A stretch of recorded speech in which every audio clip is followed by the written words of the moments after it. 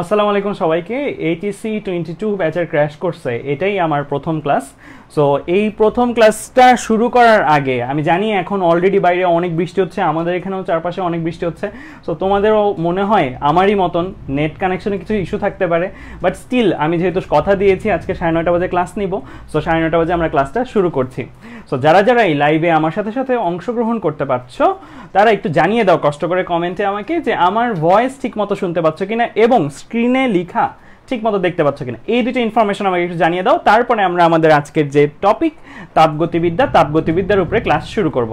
So একটু এই দুটো ইনফরমেশন কমেন্টে জানিয়ে দাও যে আমার ভয়েস ঠিক মতো শুনতে পাচ্ছ কিনা এবং ক্লাসে লেখা স্পষ্টভাবে দেখতে পাচ্ছ কিনা। আমি দেখতে পাচ্ছি অলরেডি আমাদের সাথে যুক্ত হয়েছে প্রায় 100 জন, আমাদের সাথে যুক্ত হয়েছে। আমার এখানে কমেন্ট সেকশনে খুব অল্প কমেন্টই পেয়েছি আমি। লামিয়া যুক্ত হয়েছে, তৌফিক যুক্ত হয়েছে, আখি যুক্ত হয়েছে, মীরা খন্দকার যুক্ত হয়েছে। আমার এখানে আসলে নেট কানেকশন খুবই দুর্বল, সো আশা করি তোমরা সবকিছুই স্পষ্টভাবে দেখতে পারার কথা। তারপর একটু কমেন্টে জানিয়ে দাও সবকিছু স্পষ্টভাবে দেখতে পাচ্ছ কিনা। বাইরে প্রচুর বজ্রপাত হচ্ছে, সো নেট কানেকশন একটু ইস্যু থাকতে পারে, আশা করি এই জিনিসটা তোমরা বুঝতে পারবে।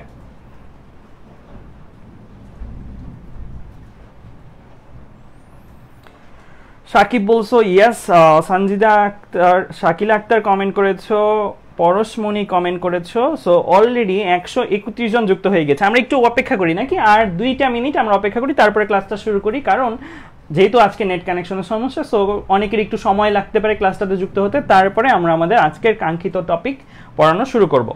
158 জন যুক্ত হয়ে গিয়েছে, বাট আমার এখানে কমেন্টস লোড হচ্ছে না। আমি একটু দেখি রিফ্রেশ দিয়ে।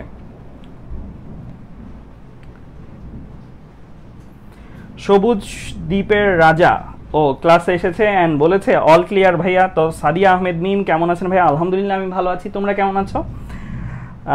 ফারিয়া আফরিন ঝুমা কমেন্ট করেছো, তাসনিয়া তাহসিন কমেন্ট করেছো।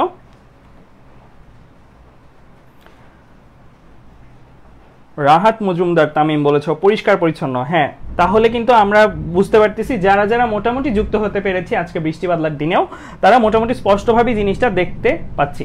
সো আমরা আমাদের ক্লাসটা শুরু করে দিব। আর 1টা মিনিট ভাই অপেক্ষা করতেছি, যারা যারা এখনো যুক্ত হয়নি তারা যেন যুক্ত হয়ে যায়। আজকে আমার প্রথম ক্লাসের প্রথম থেকে ক্লাস করতে পারার মজাটাই আলাদা, কারণ প্রত্যেকটা জিনিস বোঝা যায় যে ভাইয়া কোনটা পড়িয়েছে কোনটা পড়ায়নি। পরের ক্লাসের শুরুতে হয়তো অনেকেই আগের ক্লাসটা না করলে একটু সমস্যায় পড়বা, বাট প্রথম ক্লাসের প্রথম থেকেই যদি যুক্ত হতে পারো তাহলে কিন্তু ক্লাসটা ভালো উপভোগ করতে পারবা। সো তোমাদের যদি বন্ধু বান্ধব থেকে থাকে আজকে ক্লাসে আসার ইচ্ছা থাকে, বাট এখনো তারা আসতে পারেন না পারে থাকে, তাহলে তোমরা অবশ্যই তাদেরকে একটু কমেন্টে মেনশন করে দাও।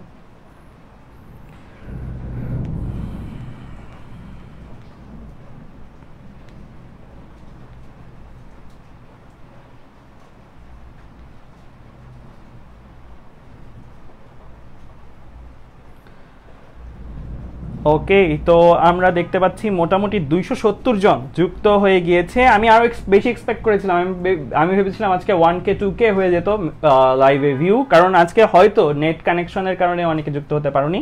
বাট স্টিল এই জিনিসগুলো আমাদের রেকর্ডেড রূপেও থাকবে, সো রেকর্ডেড রূপেও তোমরা এই জিনিসটা দেখে নিতে পারবা। সো অলমোস্ট আমরা এখন 300 জন আছি লাইভে যুক্ত অবস্থায়। সো চলো আমরা আর দেরি না করে আমাদের ক্লাসটা কন্টিনিউ করি।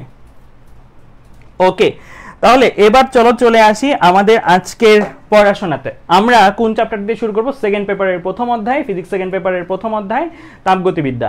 এই অধ্যায়টা প্রথমত কতটুকু গুরুত্বপূর্ণ এই জিনিসটা সম্বন্ধে একটু বলে নিই। তোমাদের অলরেডি শর্ট সিলেবাসে কিছু সংখ্যক চ্যাপ্টার কমানো হয়েছে। চ্যাপ্টার কমানো হোক বা না হোক, তাপগতিবিদ্যা সেকেন্ড পেপারে, ফিজিক্স সেকেন্ড পেপারে একমাত্র তাপ রিলেটেড অধ্যায়। এছাড়া বিদ্যুৎ রিলেটেড 2টা আছে, চুম্বক রিলেটেড 2টা আছে, আলো রিলেটেড 2টা আছে, প্রত্যেকটাই বলতে গেলে জোড়ায় জোড়ায় আছে, বাট তাপ রিলেটেড এই একটা অধ্যায় আছে। দ্যাট মিনস এই অধ্যায়টা তোমার নর্মাল টাইমে ফুল সিলেবাস থাকলেও সৃজনশীলে আসতো এরকম একটা অধ্যায়। দ্যাট মিনস এই অধ্যায়টা ভালো করে পড়ে নিলে তুমি কি কতটা মার্কস অর্জন করতে পারো, এটা আমি একটা রাফ এস্টিমেশন যদি দিই। এইচএসসিতে প্রথমত তুমি 10 মার্কস পাবাই বোর্ড পরীক্ষায়, এটা নর্মাল টাইমেই পাইতা, এখন 20 মার্কসও পাইতে পারো এইচএসসি পরীক্ষায়। 2 নম্বরে অ্যাডমিশন পরীক্ষার কথা যদি বলি, বুয়েটে কিন্তু এটা থেকে একটার বেশি প্রশ্ন আসা আমরা অনেকবারই দেখেছি। 2টা প্রশ্ন পেতে পারো বা একটা প্রশ্ন পেতে পারো। দ্যাট মিনস এখানে তোমার ইঞ্জিনিয়ারিং অ্যাডমিশন টেস্টের মধ্যেও 20 নাম্বার কিন্তু চলে আসে 200-র মধ্যে ধরে রাখা যায়। অ্যান্ড অলসো এই চ্যাপ্টারটার উপরে মেডিকেল ভর্তি পরীক্ষা কিন্তু প্রশ্ন আসবেই। দ্যাট মিনস এই চ্যাপ্টারটা কিন্তু খুবই হেভি ওয়েট একটা চ্যাপ্টার, অ্যান্ড এই চ্যাপ্টারটা কেউই বাদ দিবা না, এটা আমি সাজেস্ট করবো। সো অন্যান্য চ্যাপ্টার যদি পড়ার সময় না থাকে কিছু কম রিভাইজ দিতে পারো, যেতে চাও যেতে পারো, বাট এই চ্যাপ্টারটা মাস্ট রিভাইজ দিয়ে যাবে, অ্যান্ড মাস্ট এটা পড়ার মধ্যে থাকতে হবে, কারণ ওটা ওয়ান শর্ট চ্যাপ্টার, এটা পড়লে অনেকখানি নাম্বার তুমি পেয়ে যাবে। সো চলো শুরু করি আমাদের তাপগতিবিদ্যা। তাপগতিবিদ্যার একদম প্রথমে আমরা যে জিনিসটা নিয়ে আলোচনা করবো সেটা হচ্ছে থার্মোমেট্রি বা থার্মোমিতি। থার্মোমিতি আমি কিন্তু বইয়ের ডেফিনেশনগুলো এই জায়গায় শেখাবো না, অ্যান্ড আজকের ক্লাসে যা যা স্লাইড থাকবে সেই স্লাইডগুলো কিন্তু আমি তোমাদেরকে প্রোভাইড করবো। সো ভাইয়া ঠিক যতটুকু খাতায় তুলতে বলবো ততটুকুই খাতায় তুলবা, এর বেশি খাতায় তোলা লাগবে না, কারণ স্লাইড ভাইয়া প্রোভাইড করে দিব জাস্ট ক্লাসটা শেষ হতে হতেই। সো প্রথমেই আমরা যেটা নিয়ে আলোচনা করবো সেটা হচ্ছে থার্মোমেট্রি বা থার্মোমিতি। এটা আসলে কি? আমরা তাপবিজ্ঞানের যেই শাখায় তাপমাত্রা পরিমাপ নিয়ে আলোচনা করব সেটাকে আমরা থার্মোমেট্রি বলবো। সো আমরা এখন তাপমাত্রা এটাকে পেলাম। সো আমরা প্রথমে শিখছি থার্মোমেট্রি, থার্মোমেট্রির সংজ্ঞাটা, এই সংজ্ঞার ভিতরে আমরা দেখলাম তাপমাত্রা একটা রাশি আছে। তাপমাত্রা হয়তো 9-10-এ তোমরা কিছু হলেও জেনে আসছো, কিন্তু আমি আজকে তোমাদের সেটা ফিল করাতে চেষ্টা করবো অ্যান্ড বোঝাতে চেষ্টা করবো আসলে তাপমাত্রা জিনিসটা কেন, কিভাবে। আচ্ছা, তো এবার একটু চিন্তা করো, ধরো সাপোজ এখন তো চারপাশে অলরেডি ডেঙ্গু জ্বর, করোনা জ্বর, নানা রোগ শোক আমাদের চারপাশে। ধরো তোমাদের বাসায় কারো একজনের জ্বর হয়েছে কিনা তোমাকে দেখতে বললো, তোমাদের বাসায় থার্মোমিটার নাই, তো তুমি কিভাবে দেখো? নর্মালি কপালে হাত দিয়ে দেখো যে গরম লাগছে কিনা। যদি দেখো না অনেক তাপ, অনেক গরম লাগছে, তাহলে তুমি বলো যে জ্বর আছে। অ্যাকচুয়ালি তুমি কি করলা এই প্রসেসটার মধ্যে? হাত যে দিলা, হাত লাগাই কি করলা? হাত লাগাই এইটাই বুঝলা যে আসলে ঠান্ডা না গরম। গরম হলে বলো জ্বর, আর নর্মাল থাকলে বলো জ্বর নাই, রাইট? এই যে এই কাজটা, এটা কিন্তু তুমি একটা ব্যক্তি থার্মোমিটারের মতন কাজ করছো, রাইট? মানে তুমিও কিন্তু একটা কি করছো? তাপমাত্রা পরিমাপ করছো। তুমি তাপমাত্রা পরিমাপ করছো মানে গরম না ঠান্ডা এই অনুভূতিটা তুমি পরিমাপ করছো। তার মানে আমরা বুঝলাম তাপমাত্রাটা আসলে একটা অনুভূতির পরিমাপ। আমরা ঠান্ডা বা গরম এগুলো কি অনুভূতি, অনুভূতির একটা পরিমাপ হচ্ছে তাপমাত্রা। এখন তুমি বলতে পারো যে আমি তো হাত দিয়ে যদি তাপমাত্রা মাপতে পারি, অনুভূতিটা পেয়ে আমি যদি ঠান্ডা গরম বুঝতে পারি, তাহলে থার্মোমিটার কেন পড়বো, তাপমাত্রা কেন পড়বো? একটু চিন্তা করে দেখো, তুমি যদি চিন্তা করে দেখো তোমাদের বাসায়, সবার বাসায় মা থাকে বা কারো বাসায় গৃহিণী থাকে, বুয়ো থাকে, সো যারাই থাকুক, যারা রান্না বান্না করে অ্যাকচুয়ালি, তাদের ক্ষেত্রে তুমি খেয়াল করে দেখবা তারা একটা গরম কিছু, গরম একটা কড়াই বা গরম একটা পাতিল, এই জিনিসগুলো খুব ইজিলি ধরতে পারে। কার চেয়ে? আমার তোমার চেয়ে খুব ইজিলি তারা গরম একটা জিনিস ক্যারি করতে পারে। বাট আমরা কিন্তু ওই জিনিসটা পারি না। আমরা একটু গরম হইলেই হয়তো অনেক তাপমাত্রা বা অনেক গরম লাগে, আমরা ধরতে পারি না।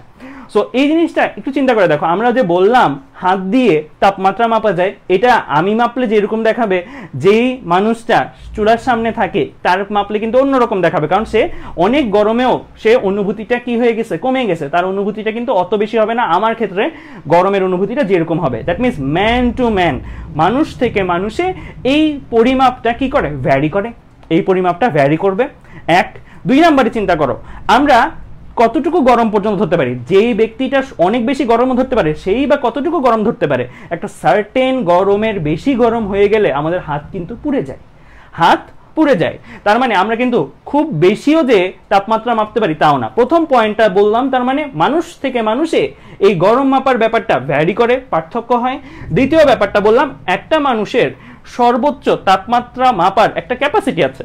খুব বেশি গরম হলে সে ধরতে পারে না, খুব বেশি ঠান্ডা হলেও সে ধরে রাখতে পারে না। এটা একটা ব্যাপার। আবার ওয়েদারের উপর ডিপেন্ড করে। এবারে কি এটা কিভাবে?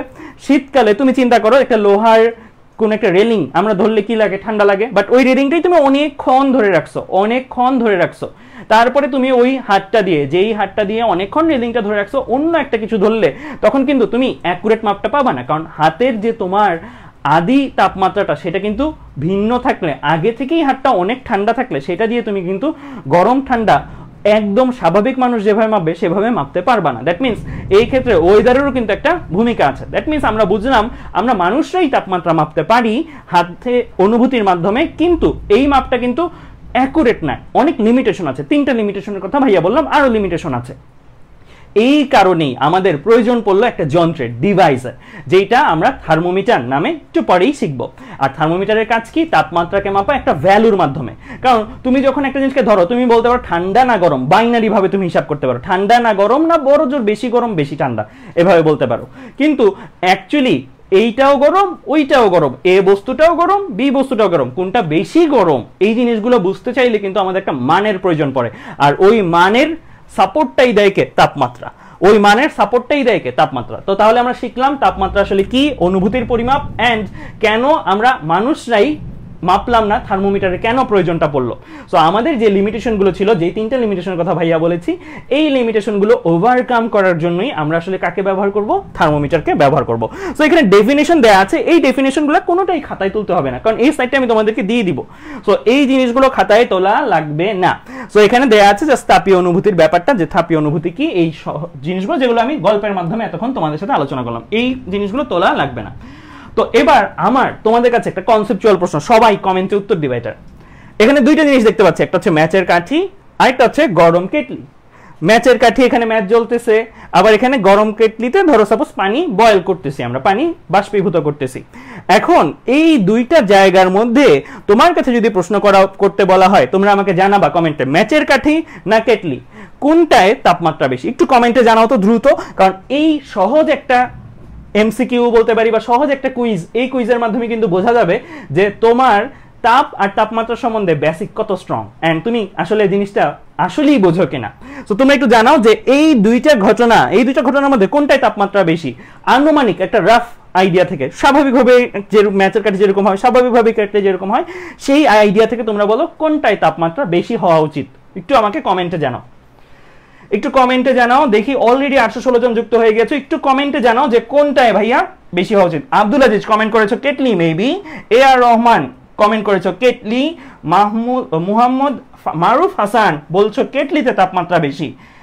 আমার এখানে দেখো আমি 4টা উত্তর পেয়েছি, 4টা কমেন্ট এখানে আছে, এই 4টা কমেন্ট যেটাই দেখলাম সবগুলো কেটলি।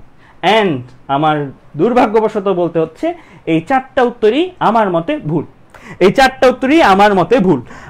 আমাকে যদি বলতে বলা হয় কোনটার মধ্যে তাপমাত্রা বেশি, আমি বলবো এই ম্যাচের কাঠির মধ্যে তাপমাত্রা বেশি। কেন বললাম একটু পরে এটার উত্তরে আসছে, আরেকটা প্রশ্ন, ফার্স্ট প্রশ্ন শেষ, যখন দ্বিতীয় প্রশ্নের উত্তর দিবা 2 লিখে তারপর উত্তরটা দিও, না হলে প্রথম প্রশ্ন আর দ্বিতীয় প্রশ্ন মিলে যাবে। প্রথম প্রশ্নটা কিন্তু শেষ। প্রথম প্রশ্ন তোমরা, আমি যে 4টা কমেন্ট পেয়েছি, 4টা কমেন্টে দেখেছি কেটলি বলেছো তাপমাত্রা বেশি, আমি বলেছি ভুল, না ম্যাচের কাঠিতে তাপমাত্রা বেশি। একটু পরে এটার ব্যাখ্যা নিয়ে আসতেছি। এবার দ্বিতীয় প্রশ্ন, বলো এই একই ঘটনায় কোনটায় তাপ বেশি? একটু আগে ছিল কি তাপমাত্রা, এখন কি তাপ, কোনটায় তাপ বেশি? এটার উত্তরটা দাও। 2 নাম্বার ডট দিয়ে তারপরে দিবা ম্যাচের কাঠি না কেটলি, কোনটায় তাপ বেশি? আমার দ্বিতীয় প্রশ্ন কিন্তু এটা। 2 নাম্বার ডট দিয়ে আমাকে উত্তর জানাবা ম্যাচের কাঠি না কেটলি। একটু দ্রুত আমাকে উত্তর জানাও। 2 নাম্বারটা রোজ বলছো 2 নাম্বারে কেটলি, 2 নাম্বারে ঝুমা বলছো 2 নাম্বারে কেটলি, শাহরিয়ার হাসান বলছো ওয়াটার পট 2 নাম্বারে, আধি বলছো কেটলি। হ্যাঁ, এখন তো সবাই কেটলি বলতেছো, এন্ড হ্যাঁ এখন সৌভাগ্যবশত সবাই কারেক্ট। যারা বলছো যে কেটলিতে তাপ বেশি তারা সবাই কারেক্ট। এখন বলতে পারো যে ভাইয়া কেন আপনি বললেন এটাতে তাপমাত্রা বেশি, কেন আপনি বললেন এটাতে তাপ বেশি? আমি এই দুইটা কনক্লুশন কেন টানলাম, এইটার ব্যাখ্যা এখন চলো আমি তোমাদেরকে দিই। তো আসো আমি কয়েকটা ঘটনার মাধ্যমে বুঝি। এখন ক্রিকেটের সিজন চলতেছে, T20 খেলা চলতেছে, সো ক্রিকেটের মাধ্যমেও তোমাদেরকে বোঝাবো আমি ইনশাল্লাহ। তো এবার দেখো নর্মাল সিনারিওতে এটা তো আগুন, রাইট, সরাসরি আগুন, আর এখানে আগুনটা থেকে তাপটা পরিবহন পদ্ধতিতে, কেটলি একটা পরিবাহী পদার্থ, পরিবহন পদ্ধতিতে যে কার মধ্যে যাচ্ছে, এটা পানির মধ্যে যাচ্ছে, তারপর পানি বয়েল হচ্ছে কত degree Celsius? 100 degree. That means এটার তাপমাত্রা 100 ডিগ্রির মতন হবে আনুমানিক। এটা আগুন, এটা কম্পারেটিভলি একটু বেশি হবে। এখন আমি কিভাবে বুঝলাম, এখানে কোনো তাপমাত্রা মান টান কিছু দেওয়া নেই, আমি কিভাবে বুঝলাম এটাতে তাপমাত্রা বেশি? আমরা নরমালি তাপমাত্রা জিনিসটা একটা মান বলছি, আমি 9-10 এর একটা বেসিক ছিল, তোমরা এটা খেয়াল করো, আমি একটু লিখি। তাপমাত্রা জিনিসটা হচ্ছে একটা ইন্ডিকেটর, তাপমাত্রা ওই ইন্ডিকেটর যে ইন্ডিকেটর মিন করবে তাপ কোথায় থেকে কোথায় যাবে, আমরা ছোটবেলায় এটা পড়ছি না 9-10-এ, যে উচ্চ তাপমাত্রার বস্তু থেকে নিম্ন তাপমাত্রার বস্তুতে কে যায়? তাপ যায়। কিউ দিয়ে কাকে বোঝাচ্ছি? কিউ দিয়ে তাপকে বোঝাচ্ছি, তাপ যায়। আমি এই ম্যাচের কাঠিকে যদি ধরি, যত সেকেন্ড পর্যন্ত জ্বলে থাকবে তত সেকেন্ড পর্যন্ত যদি ধরি বা আঙ্গুল রাখি এটার উপরে, আর আমি এইটার গায়ে যদি আঙ্গুল রাখি, আমার কোন সময় হাতের ড্যামেজ বেশি হবে, কোন সময় হাতে ফসকা বেশি পড়বে, কোন সময় হাত বেশি পুড়ে যাবে? এই সময় আমি বলতেছি না চাপ দিয়ে নিবাই ফেলো, আমি বলছি এটার উপরে আঙ্গুলটা রাখো। এটার উপরে আঙ্গুলটা রাখলা 2 সেকেন্ড বা 1 মিনিট, এটার উপরে আঙ্গুলটা রাখলা 1 মিনিট, দেখবা যে এইখানে যখন তুমি আঙ্গুলটা রাখছো তোমার হাতে ড্যামেজ বেশি হচ্ছে। কেন? কারণ এইটাতে হাই টেম্পারেচার আর এইটাতে লো টেম্পারেচার। তো আমরা আঙ্গুল যখন রাখলাম, আমাদের আঙ্গুলে হাই টেম্পারেচার থেকে লো টেম্পারেচারে কি তাপ যায়? সো আমাদের তাপমাত্রা ধরো স্বাভাবিক, স্বাভাবিক তাপমাত্রার হাত আমাদের, স্বাভাবিক তাপমাত্রার আঙ্গুল, স্বাভাবিক তাপমাত্রার আঙ্গুলে তাপটা কি বেশি ট্রান্সফার হবে। এই ক্ষেত্রেও লো টেম্পারেচার, দ্যাট মিনস আমার হাতের চেয়ে লো না, হাতের চেয়ে ঠিকই বেশি, কিন্তু আমার হাতের চেয়ে যেই বেশি তাপমাত্রা, হাতের চেয়ে বেশি তাপমাত্রা, বাট এইটাতে যেমন অনেক বেশি ছিল, এটাতে তুলনামূলক কম বেশি। তাই আমার স্বাভাবিক তাপমাত্রার হাতে যখন লো টেম্পারেচার থেকে তাপ ট্রান্সফার হবে, এটাকে যদি বলি কিউ প্রাইম বলি, তাহলে অবশ্যই এই কিউ এর ভ্যালুটা কি বেশি হবে। কার তুলনায় বেশি হবে? কিউ প্রাইমের তুলনায় বেশি হবে। দ্যাট মিনস এইখানে আমি হাত দিলে আমার হাতে যে পরিমাণের তাপ ঢুকবে, এখানে আমি হাত দিলে আমার হাতে কম পরিমাণের তাপ ঢুকতেছে। এই ধারণাটা থেকেই কিন্তু আমরা বুঝতে পারি এটাতে কি বেশি, তাপমাত্রা বেশি। আরো ব্যাখ্যা আছে, আরো ব্যাখ্যায় আসতেছি। তার মানে প্রথম ব্যাখ্যা শেষ, আমি হাত রাখবো, হাত রেখে ক্ষতি হবে যে জায়গায় বেশি, সেই জায়গায় আসলে কি বেশি, তাপমাত্রা বেশি। এটা একটা আইডিয়া, বাট আমরা তো অবশ্যই নিশ্চয়ই টেস্ট করার সময় হাত রেখে নিজের আঙ্গুল পুরাই একটা ফিজিক্স শিখবো না, রাইট? তারপরে আমি তোমাদেরকে অভিজ্ঞতার কথাটা জানালাম যে এই রকম অভিজ্ঞতা আমরা হতে দেখি। সো এখন আসি যে কেন এটাতে হাই টেম্পারেচার। এটা কিন্তু উত্তর হইলো না হাই টেম্পারেচার, আমরা এখন এটা বেশ বুঝলাম, ডিটেক্ট করলাম কিভাবে এটা হাই টেম্পারেচার কেন, এটা লো টেম্পারেচার, এটা হাই টেম্পারেচার আর এটা লো টেম্পারেচার। এই সিদ্ধান্ত নিলাম কেন, আমি সিদ্ধান্তটার ব্যাকগ্রাউন্ডটা জানাইলাম। কারণ এটাতে আমি হাত রাখলে বেশি ক্ষতি হবে, এটাতে হাত রাখলে তুলনামূলক কম ক্ষতি হবে। কারণ তুলনামূলক কম তাপ এই ক্ষেত্রে আমার কাছে আসে, এক্ষেত্রে তুলনামূলক বেশি তাপ আমার কাছে আসে। তার মানে অবশ্যই এটা ওইটার চেয়েও হাই। আচ্ছা, এবার আসি কেন এটা হাই তাপমাত্রা বললাম আর কেন এটাতে তাপ বেশি বললাম। খেয়াল রাখবা এখানে কিন্তু একটা ইম্পর্টেন্ট যে কথাটা লিখছি, এই কথাটা কিন্তু হাই টেম্পারেচার থেকে লো টেম্পারেচার দিকে কে যায়? তাপ যায়।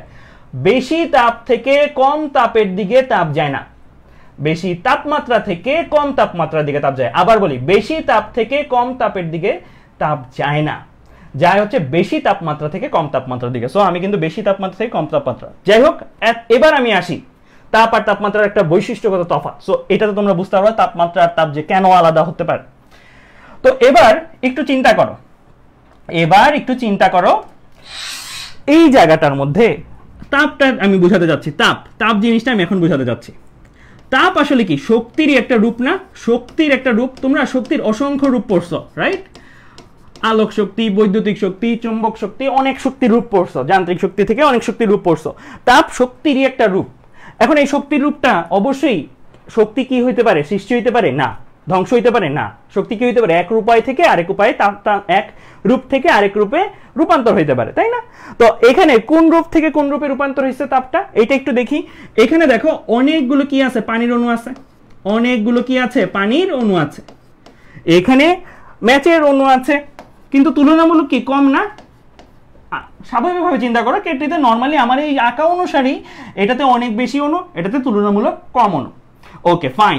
এখন আমাদের এই অণুটা কি স্থির আছে? না, এই অণুটা দেখা যাচ্ছে, এই অণুটা এখানকার একটা অণু দেখা যাচ্ছে এইদিকে ছোটাছুটি করতেছে, আবার এখানেরও একটা অণু, এখানের একটা অণু কি হচ্ছে? ছোটাছুটি করতেছে। এইখানে যে ছোটাছুটি হচ্ছে ডিরেক্ট আগুনের মাধ্যমে, আর এটা হচ্ছে আগুনটা থেকে তাপটা পরিবহন হয়ে আসছে। সো এইখানে যে ছোটাছুটি মানে কি? গতি। আর এই গতির ফলে দুইটা যখন বাড়ি খাবে, দুইটা যখন ধাক্কা খাবে, তখন তাদের গতির কি একটা পরিবর্তন আসবে না? গতির একটা পরিবর্তন আসবে। দ্যাট মিনস এইখানে যেই ধরো এর বেগ একটা ছিল, এর বেগ একটা ছিল, ধাক্কা খেলে কি বেগটা একটু চেঞ্জ হবে। দ্যাট মিনস এখানে কি আগের গতিশক্তি থেকে বাড়ি খাওয়ার পরে গতিশক্তি একটু হইলেও কমে যাবে না? একটু হইলেও কমে যাবে। দ্যাট মিনস এখানে গতিশক্তির যে লস, গতিশক্তি যে পরিমাণের যদি বলি ক্ষয় হয়ে যাচ্ছে, আসলে ক্ষয় হচ্ছে না, আসলে রূপান্তরিত হচ্ছে। গতিশক্তি যে পরিমাণের ক্ষয় হয়ে যাচ্ছে সেটার পরিমাণ ধরে নিলাম 20 জুল। এই দুইটা অণু, এখানকার দুইটা অণু ধাক্কা খেয়ে 20 জুল পরিমাণ গতিশক্তি লস করছে, 20 জুল পরিমাণ গতিশক্তি হারায় ফেলছে। আগে 20 জুল বেশি গতিশক্তি ছিল দুইজনের মিলায়, এখন ধাক্কা খাওয়ার ফলে 20 জুল পরিমাণ গতিশক্তি হারায় ফেলছে। এটা হচ্ছে হারানো গতিশক্তি, ঠিক আছে? এই হারানো গতিশক্তিটাই কি এখানে তাপ তৈরি করতেছে। এখানে কি তৈরি করতেছে? তাপ তৈরি করতেছে। আমি বলি নাই তাপমাত্রা তৈরি করতেছে, তাপ তৈরি করতেছে ইনিশিয়ালি। এবার এখানে আসি, এখানেও ছোটাছুটি আছে, বাট এখানে তাপটা যেহেতু পরিবহন হয়ে অনেক পর্যায়ে লস হয়ে এখানে আসে, তো এখানে যখন ছোটাছুটি করতেছে তখনও তাদের মধ্যে একটা নির্দিষ্ট পরিমাণ হারানো গতিশক্তি পাচ্ছি, একটা নির্দিষ্ট পরিমাণ গতিশক্তি কি হয়ে যাচ্ছে? হারিয়ে যাচ্ছে। এইখানে যেই পরিমাণ গতিশক্তিটা হারিয়ে যাচ্ছে, এটা ধরে নিলাম কত? 2 জুল। তাহলে এইটা হচ্ছে 20 জুল পরিমাণ প্রতি দুইটা অণু ধাক্কা খাওয়ার পরে, এটা হচ্ছে 2 জুল পরিমাণ প্রতি দুইটা অণু ধাক্কা খাওয়ার ফলে। তাহলে তুমি বলতে পারো, তাহলে তো ভাইয়া আপনি বলছেন এটাতে তাপ বেশি, আপনি আবার লিখছেন এটাতে তাপ কম। আপনি বলছেন এটাতে তাপ কম, আবার এটাতে বেশি লিখছেন। আসলে ব্যাপারটা কি? ব্যাপারটা হচ্ছে এখানে দুইটা অণু ধাক্কা খেয়ে অনেক স্পিডে ধাক্কা খেয়ে 20 জুল পরিমাণ গতিশক্তি হারাইছে। এখানে দুইটা অণু তুলনামূলক কম স্পিড ছিল, তুলনামূলক কম কম্পন ছিল, তারা ধাক্কা খেয়ে এখানে কি কম পরিমাণের তাপ উৎপন্ন করছে 2 জুল। কিন্তু খেয়াল করে দেখো এখানে অণুই আছে কয়টা, এখানে অণুই আছে কয়টা, ধরে নিলাম এখানে অণু সংখ্যা কম, ধরে নিলাম এখানে অণুই আছে 100টা, এখানে অণুই আছে কয়টা 100টা, আর এখানে অণুই আছে কয়টা, ধরে নিলাম কথা সাধারণত অণু তো আরো অনেক বেশি থাকে, এখানে ধরে নিলাম হিসাবের সুবিধার জন্য 1 লাখটা, একটা হিসাবের সুবিধার জন্য এরকম মান ধরে নিচ্ছি। তাহলে চিন্তা করো এখানে মোট তাপ যদি তোমার গণনা করতে বলা হয়, মোট তাপ তুমি কত কিভাবে গণনা করবে, 100 প্রতি একটা অণু স্বাভাবিকভাবে ধাক্কা খেয়ে, ধরো সাপোজ প্রতি একটা অণু ধাক্কা খেয়ে 20 জুল পরিমাণ শক্তি হারায়, 100টা অণু ধাক্কা খাইছে সাইমultaneously, ধাক্কা খাবে 100 গুণন 20 যেই মানটা আসে, ঠিক আছে, 100 গুণন 20 থেকে আমার যেই মানটা আসে সেই মানটাই আমার কি, 100 গুণন 20 থেকে আমার যেই মানটা আসে সেই মানটাই আমার কি, এই জায়গার ক্ষেত্রে ধরো ওভারঅল তাপের পরিমাণ, ওভারঅল তাপের পরিমাণ, একটা শুনে বেশি দিছি, ওভারঅল তাপের পরিমাণ। আচ্ছা এবার আসি এই জায়গাটাতে, এখানে 1 লাখ অণু, প্রতি দুইটা অণু ধাক্কা খেয়ে বা প্রতি একটা অণু কত পরিমাণে গতিশক্তি তৈরি করতেছে, হারাচ্ছে 2 জুল পরিমাণ। তাহলে এখানে কি দিবা, 1 লাখ গুণন 2, সহজ হিসাব আসলো কত, 2 লাখ জুল, 2 লাখ জুল। তাহলে ওভারঅল তাপের বিচারে ওর তাপ তুলনামূলক কি 2000 জুল কম, ওর তাপ ওভারঅল তাপের বিচারে ওভারঅল মানের বিচারে কত, 2 লাখ জুল। দ্যাট মিন্স এখানে 2000, এটা 2 লাখ, এখানে ওভারঅল তাই লিখছি কি ভাইয়া, তাপ বেশি, অনুসংখ্যা বেশি। তাহলে তাপমাত্রার ব্যাপারটা কি দাঁড়ালো, তাপমাত্রা জিনিসটা হচ্ছে খেয়াল করে দেখো এখানে কি অনেক কম্প্যাক্ট, অনেক ছোট্ট একটা জায়গা, এই ছোট্ট জায়গার মধ্যে প্রতি দুইটা অণু ধাক্কা খেয়ে 20 জুল করে তৈরি করতেছে, এন্ড এখানে অনেক তুলনামূলক ওর তুলনায় কি অনেক বিরাট একটা জায়গা, ওই বিরাট একটা জায়গায় কি ওরা ধাক্কা খেয়ে 2 জুল পরিমাণের তৈরি করতেছে, প্রতি একটা মিলে 2 জুল করে ধরে হারাচ্ছে সংঘর্ষের কারণে। এখন এই জায়গাটার মধ্যে তোমাকে যদি একটা রাশি বলা হয় যে তাপীয় ঘনত্ব, দ্যাট মিন্স এই জায়গায় কি তোমার অল্প একটা জায়গায় 2000, এখানে হয়তো ওভারঅল 2 লাখ বাট অনেক বিস্তৃত একটা জায়গা, অনেক বড় একটা জায়গা, তাহলে এইখানের সমপরিমাণ জায়গা ধরো এই জায়গায় তুমি নাও, তাহলে দেখবা কি আবার তাপের পরিমাণটা কম পাচ্ছ, কারণ এখানে অনেক বড় একটা জায়গা, ওভারঅল সবাই মিলে কি করছে, বেশি পরিমাণে তাপ উৎপন্ন করছে। তাহলে এই জায়গায় আমি যদি বলি তাপীয় ঘনত্ব মানে অল্প জায়গায় তাপ কার মধ্যে বেশি, অল্প জায়গায় তাপ ওর মধ্যে বেশি, এন্ড এই জিনিসটাই রিলেটেড টু কে, টেম্পারেচার, এই জিনিসটাই রিলেটেড টু কে, টেম্পারেচার। তাহলে টেম্পারেচার একটা প্রক্সি, কার প্রক্সি, তাপীয় ঘনত্বের প্রক্সি, মানে একটা অল্প জায়গায় তাপের পরিমাণ যদি বেশি প্রডিউসড হয়, একটা অল্প জায়গায় যদি বেশি পরিমাণ তাপ প্রডিউসড হয় তাহলে সেই জায়গায় আমরা বলবো টেম্পারেচারটা বেশি। এটা ওভারঅল তাপ বেশি হইতে পারে, ওভারঅল 2 লাখ জুল ওভারঅল, কিন্তু ওই পরিমাণ অল্প একটা জায়গায় দেখা যাবে এখানে 1800 জুল, যা কিনা ওর চেয়ে কম। তাহলে ওর তাপীয় ঘনত্বটা কি তুলনামূলক কার চেয়ে কম, ওর চেয়ে কম। তাহলে এই জায়গায় তাপীয় ঘনত্ব তুলনামূলক কম হয়, এই জায়গায় তাপমাত্রাটা কম কিন্তু ওভারঅল তাপটা বেশি। এখন আমি আসি ক্রিকেট খেলার উদাহরণের মাধ্যমে, ভাইয়া বলছি বুঝাবো, ক্রিকেট খেলার উদাহরণের মাধ্যমে বুঝাই, তাহলে তোমাদের বুঝতে আরো সুবিধা হবে। এইটা ধরো একটা ব্যাটসম্যান, ম্যাচের কাটি ধরো বাংলাদেশের একটা নতুন ব্যাটসম্যান, আর এই পাতিলটা যেটা আছে, এই পাতিলটা ধরো অস্ট্রেলিয়ার একটা ব্যাটসম্যান, এটা ধরো বাংলাদেশের একটা ব্যাটসম্যান, এটা ধরো অস্ট্রেলিয়ার একটা ব্যাটসম্যান।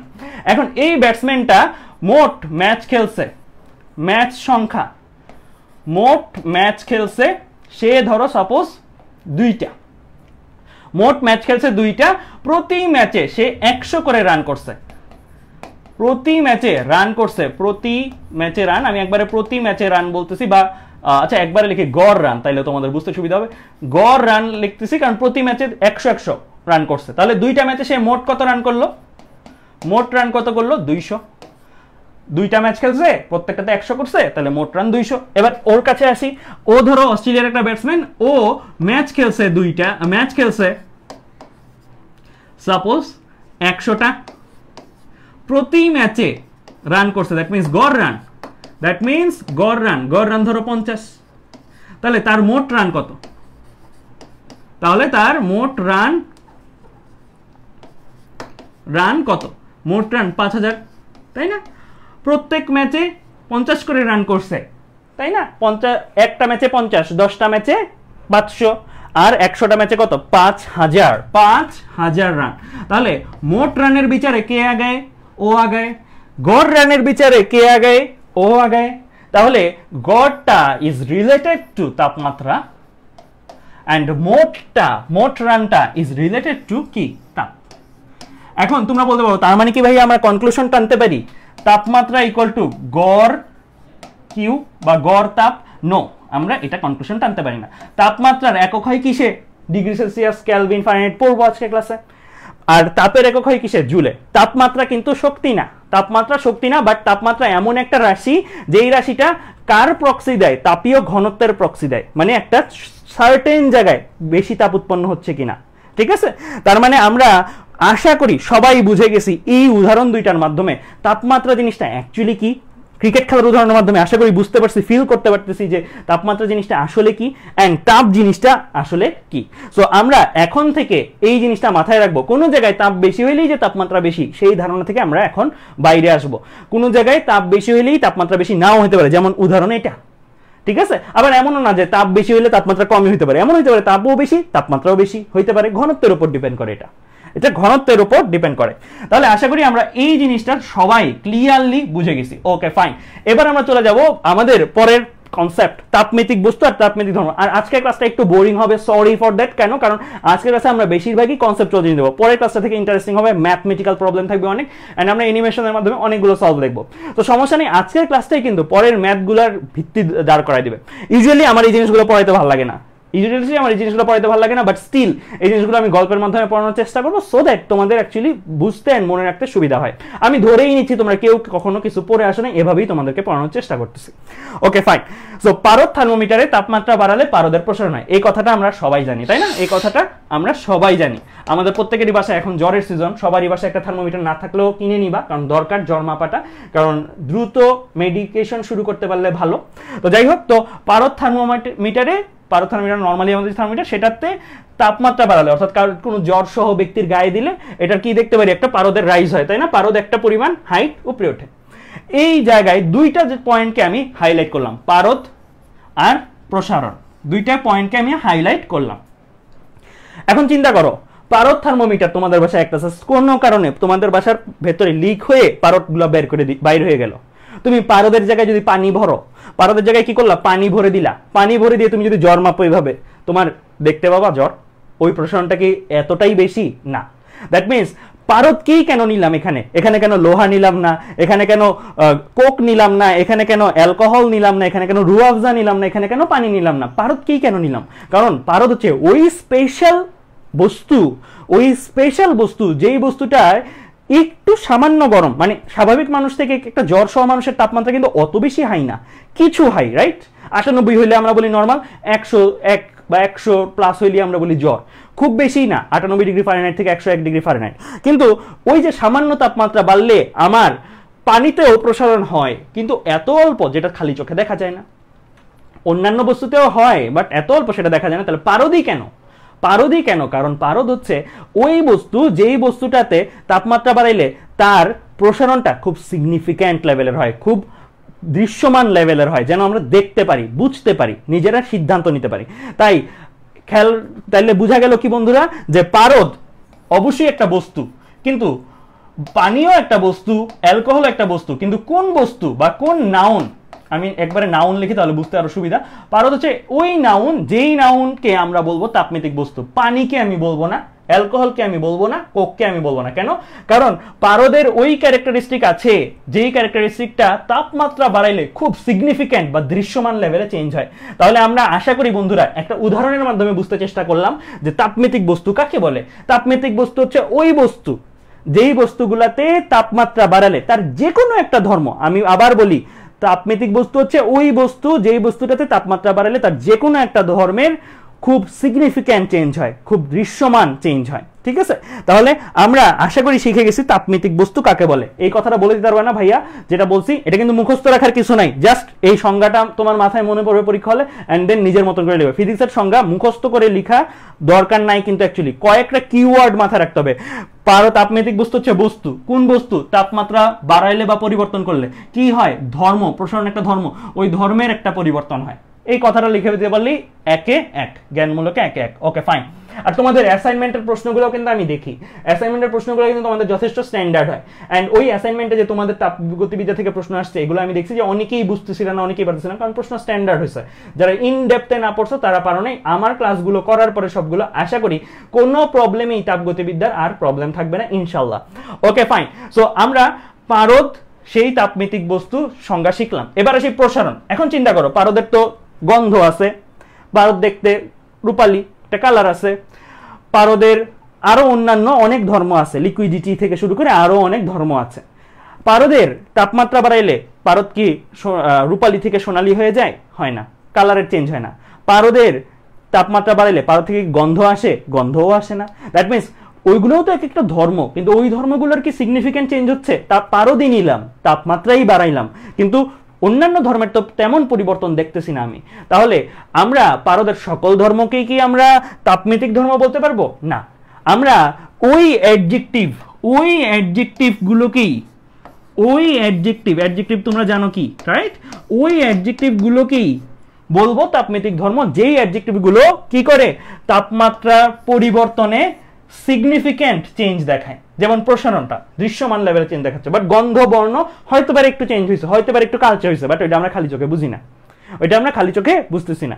সো যেই ধর্মটা স্পেসিফিক্যালি চেঞ্জ হয় সেই ধর্মটাকে আমরা নাম দিব কি? তাপমিতিক ধর্ম। তাহলে এক লাইনের মধ্যে, একটা উদাহরণে একটা লাইনের মধ্যে আমরা জেনে গেলাম আসলে তাপমিতিক বস্তু কি, তাপমিতিক ধর্ম কি। তো এটা ডেফিনিশন দিলে কিভাবে দিবা? তাপমাত্রা বাড়ালে তাপমিতিক বস্তুর যেই ধর্মের সিগনিফিক্যান্ট চেঞ্জ হয় সেই ধর্মটাকে আমরা নাম দিব কি? তাপমিতিক ধর্ম। তো এখন বলতে পারো ভাইয়া পৃথিবীতে কি একটাই তাপমিতিক বস্তু আছে, একটাই তাপমিতিক ধর্ম আছে? উত্তর হচ্ছে না, অনেক তাপমিতিক বস্তু আছে, অনেক তাপমিতিক ধর্ম আছে। আমরা এখানে বিভিন্ন থার্মোমিটার দিলাম, এটা তো পারদ থার্মোমিটার, এখানে বিভিন্ন থার্মোমিটার দিলাম। Constant volume gas thermometer, that means স্থির আয়তনে গ্যাস থার্মোমিটার, স্থির চাপে gas thermometer, electrical resistance thermometer, that means রোধ থার্মোমিটার, থার্মোকাপল বাংলা থার্মোকাপলই আমরা বলি, বা তড়িৎ যুগল বলে অনেকে। সো থার্মোকাপল, তারপরে আসি তড়িৎ তাপ যুগল, বা এরপরে আসতেছি যে মার্কিউরি ইন গ্লাস থার্মোমিটার আছে, যেটা পারদ থার্মোমিটার। আমি কয়েকটা থার্মোমিটারের এখানে লিস্টিং করছি, এই থার্মোমিটারগুলোর জন্য থার্মোমেট্রিক প্রপার্টির বাংলা কি? তাপমিতিক ধর্ম। থার্মোমেট্রিক প্রপার্টি মানে তাপমিতিক ধর্মগুলো দেখাচ্ছি। এই থার্মোমিটারের জন্য তাপমিতিক ধর্ম চাপ, এই থার্মোমিটারের জন্য তাপমিতিক ধর্ম আয়তন, এই থার্মোমিটারের জন্য তাপমিতিক ধর্ম রোধ, এই থার্মোমিটারের জন্য তাপমিতিক ধর্ম হচ্ছে ইএমএফ কই পড়ছো? ইএমএফ 9-10 পড়ছো, এইচএসসি তেও অনেকে পড়ে ফেলছো। ভোল্টেজ পড়ানো ইলেকট্রোমোটিভ ফোর্স, তড়িৎচালক বল, তাই না? তো ভোল্টেজের মান দেখে আমরা এখানে সিদ্ধান্ত নিই তাপ কেমন, ঠিক আছে? তাপমাত্রা কেমন, তাপ না তাপমাত্রা কেমন। তারপরে রোধ থার্মোমিটারের জন্য দৈর্ঘ্য, এই যে দৈর্ঘ্যের প্রসারণ, এটাকে আমরা নিছি না? সো দৈর্ঘ্যটা আমার কি হিসেবে কাজ করবে? আমার তাপমিতিক ধর্ম হিসেবে কাজ করবে। এখানে শুধু প্রসারণ লেভেলে আসবে দৈর্ঘ্যের প্রসারণ বা সংকোচন, ঠিক আছে?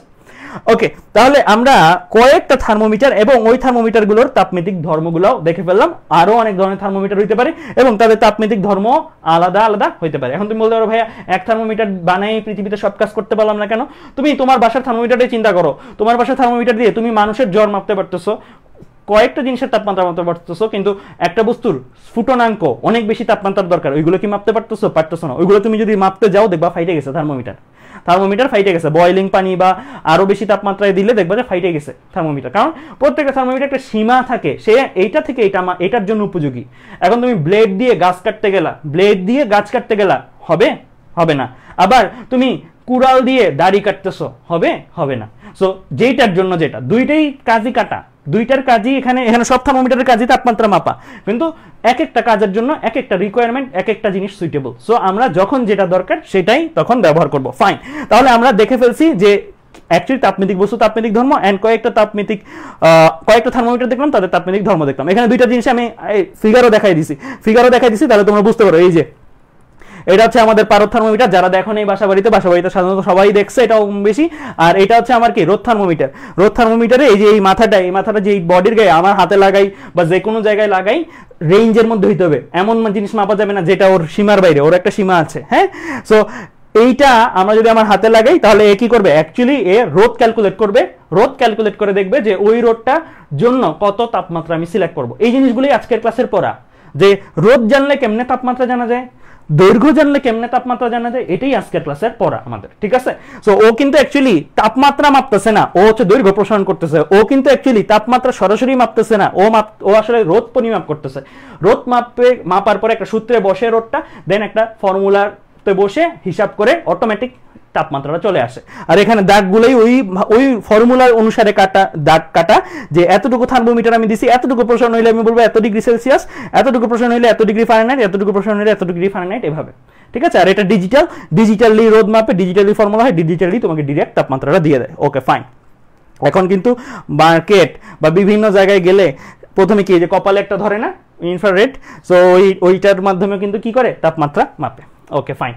তাহলে আশা করি আমরা এই পর্যন্ত আলোচনা বুঝছি। ওকে আচ্ছা, এবার হ্যাঁ ওকে, তাহলে আমরা এই পর্যন্ত আলোচনা সবাই বুঝছি।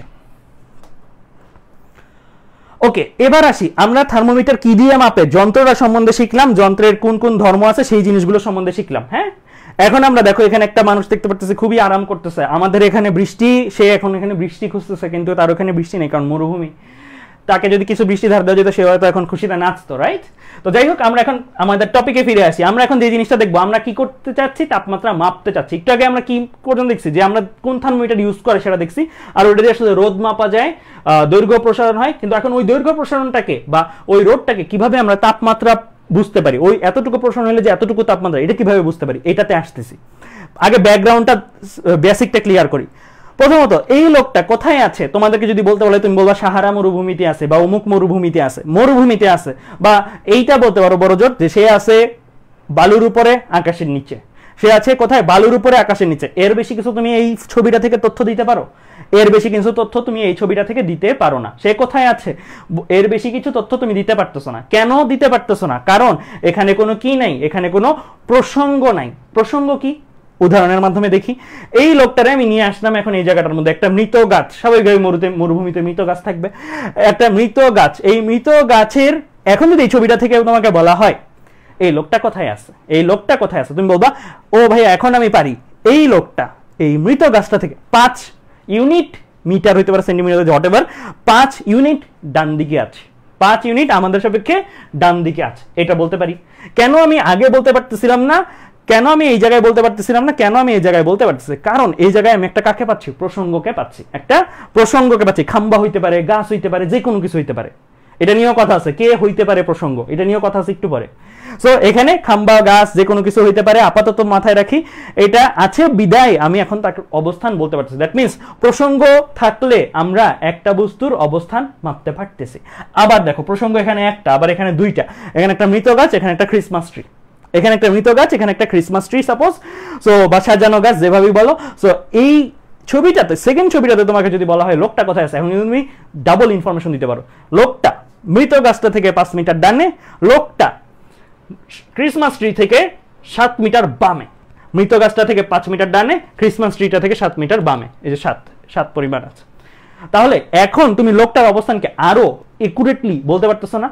আগে হয়তো আমি 5 মিটার দূরে খুঁজতাম, 5 মিটার দূরে কই, ডান দিকে, কোন দিকে ডান দিকে, এভাবে ডান দিকে না এভাবে ডান দিকে।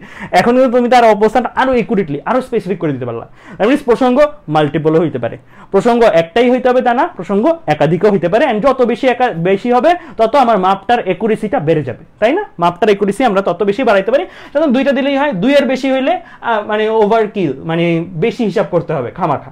বাট প্রসঙ্গ মাল্টিপল হতে পারে। ওকে, এবার আসি আমরা আসলে কি করছি। এখানে কি ক্রিসমাস ট্রি থাকা দরকার ছিল? এখানে কি মৃত গাছই থাকার দরকার ছিল? না, এখানে ক্রিসমাস ট্রি, মৃত গাছ না হয়ে এখানে একটা স্থির খাম্বা হইলেও হইতো, এখানে একটা স্থির বিল্ডিং হইলেও হইতো। বাট এখানে যদি একটা গাড়ি থাকতো, আর তুমি যদি বলতো যে লোকটা আছে গাছটার জায়গায়, চিন্তা করো একটা গাড়ি বা সাইকেল, লোকটা আছে গাড়ি থেকে 5 মিটার ডানে, আমি যাইতে যাইতে দেখো গাড়ি ধরো, ট্রাফিক পুলিশ বলছে গাড়ি সরাও, এখানে পার্কিং করা যাবে না, গাড়ি চলে গেছে। তখন আমি গাড়ির 5 মিটার ডানে খুঁজতাম, আমি পাইতাম না। তাহলে প্রসঙ্গ কাকে হইতে হয়? প্রসঙ্গ এমন একজনকে হইতে হয় যার ভ্যালুটা সর্ব অবস্থায় স্থির থাকে, যার ভ্যালুটা সর্ব অবস্থায় মিন্স কি, যে এমন না যে বাংলাদেশে ওই ভ্যালুটা একরকম, ইন্ডিয়ায় ওই ভ্যালুটা আরেক রকম, পাকিস্তানে ওই ভ্যালুটা আরেক রকম। এমন হইতে হবে যে সর্ব জায়গায় এই ভ্যালুটা কি স্থির। সর্ব অবস্থায় বললে ভুল হবে, কারণ অবস্থা ভেদে এটা চেঞ্জ হতে পারে, বাট সর্ব জায়গায় এটা কি হইতে হবে, স্থির হইতে হবে। এখন এইখানে আমি মাপছি কি, লোকের অবস্থান। তাই আমি এখন এমন একটা জিনিস খুঁজছি যেইটার অবস্থান স্থির। গাছ তো আর রাতারাতি উঠায় ফেলা যায় না, যায়, কিন্তু গাছ তো আর রাতারাতি সরে যাবে না, হাওয়া হয়ে যাবে না অটোমেটিক, তাই না? কিন্তু গাড়ি মোর লাইকলি বা রিক্সা মোর লাইকলি টু চলে যাবে, তারা ট্রাভেল করে যাবে। সো এমন বস্তুগুলোকে আমরা সাধারণত প্রসঙ্গ হিসেবে নিতে চেষ্টা করি। আমরা যদি অবস্থান মাপি তাহলে এমন জিনিসকে প্রসঙ্গ হিসেবে নিব যার অবস্থানটা ফিক্সড, মোটামুটি ফিক্সড। এমন জিনিসকেই আমরা নিব অবস্থান মাপতে হলে যার অবস্থানটা মোটামুটি কি ফিক্সড। এখন খেয়াল করো, অবস্থান মাপার জন্য আমরা এখানে গাছ নিছি, বেসিক্যালি গাছ নেই নাই, নিছি গাছের অবস্থানটাকে। বেসিক্যালি গাছ নেই নাই, নিছি কি গাছের অবস্থানটাকে। এখানে প্রসঙ্গ হিসেবে যদি আমরা বলি গাছকে নিচ্ছি ভুল হবে, গাছের অবস্থানকে প্রসঙ্গ হিসেবে। তাহলে অবস্থান মাপার জন্য আমার প্রসঙ্গ লাগবে আরেকটা অবস্থান। কোন অবস্থান? যে অবস্থানটাকে আমরা লোকেট করতে পারি, যে অবস্থানটা মোটামুটি স্থির, ঠিক আছে?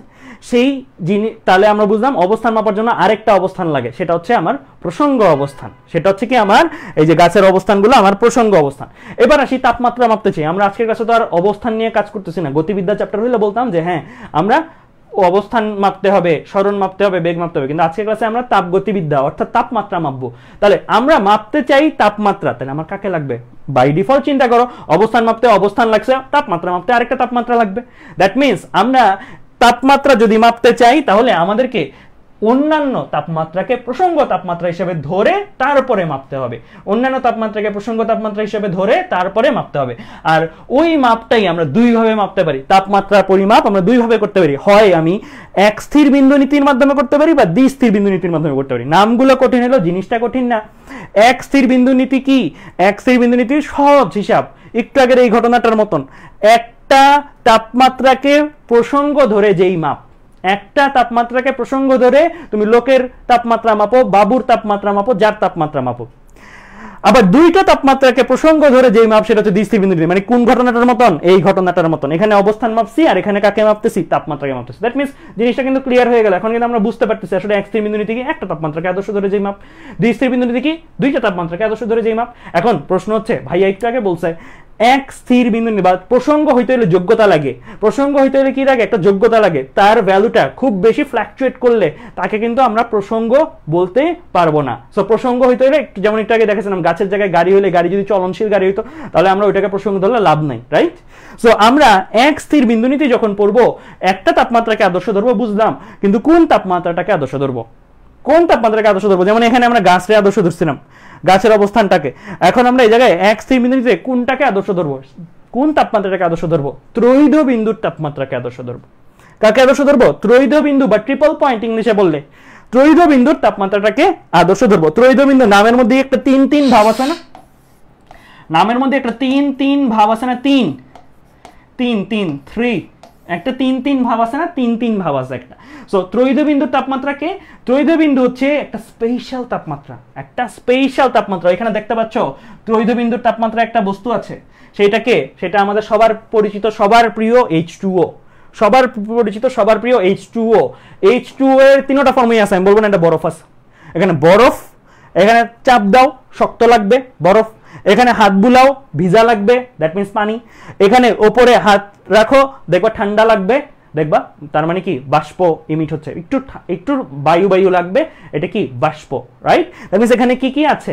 এখানে একাধারে তিনটা জিনিস আছে। এখানে যদি বলি বরফ আছে ভুল, এখানে পানি আছে ভুল, এখানে বাষ্প আছে ভুল, এখানে তিনটা জিনিস আছে একসাথে। সো ত্রৈধ বিন্দু কি? ত্রৈধ বিন্দু হচ্ছে ওই বিন্দু যেই বিন্দুতে বা যেই পয়েন্টটাতে একটা H2O, বরফ, পানি, জলীয় বাষ্প, এই তিনটা একই সাথে বিরাজ করে। ওই তিনটা ফরম্যাটে সে একই অবস্থাতে সে বিরাজ করে। তো এই অবস্থায় তুমি যদি তার তাপমাত্রা মাপো, এই অবস্থায় তুমি যদি তার তাপমাত্রা মাপো, ওই তাপমাত্রাটাকেই আমরা বলবো ত্রয়োদশ বিন্দুর তাপমাত্রা। এই জিনিসটার তুমি যদি তাপমাত্রা মাপো এখন, কারণ এই বিষয়ে তিনটা জিনিস আছে, বরফ, পানি, বাষ্প, তিনটা জিনিস আছে। এখন যদি তুমি তার তাপমাত্রা মাপো, যেই তাপমাত্রাটা পাবা সেটাকে আমরা বলবো কি ত্রয়োদশ বিন্দুর তাপমাত্রা। এই মানটা একটু আগে থেকেই মনে রাখতে হবে আমাদের। এই মানটা হচ্ছে 273.16 কেলভিন। এই মানটা খুবই ইউজ করবো আমরা আমাদের সামনের কাজগুলোতে, খুবই ইউজ করবো। সো এই মানটা আমাদের একটু মুখস্থ রাখতে হবে। এই মানটা কত? 273.16 কেলভিন। এই মুহূর্তে ওর তাপমাত্রা হচ্ছে 273.16 কেলভিন। এখন এই জিনিসটা ভাইয়া কেমনে বুঝলেন 273.16 কেলভিন? আর এটাকে আমরা বাসা বাড়িতে অ্যাচিভ করতে পারবো কিনা, বাসা বাড়িতে আমরা এই জিনিসটা খেয়াল করতে পারবো কিনা? উত্তর হচ্ছে না।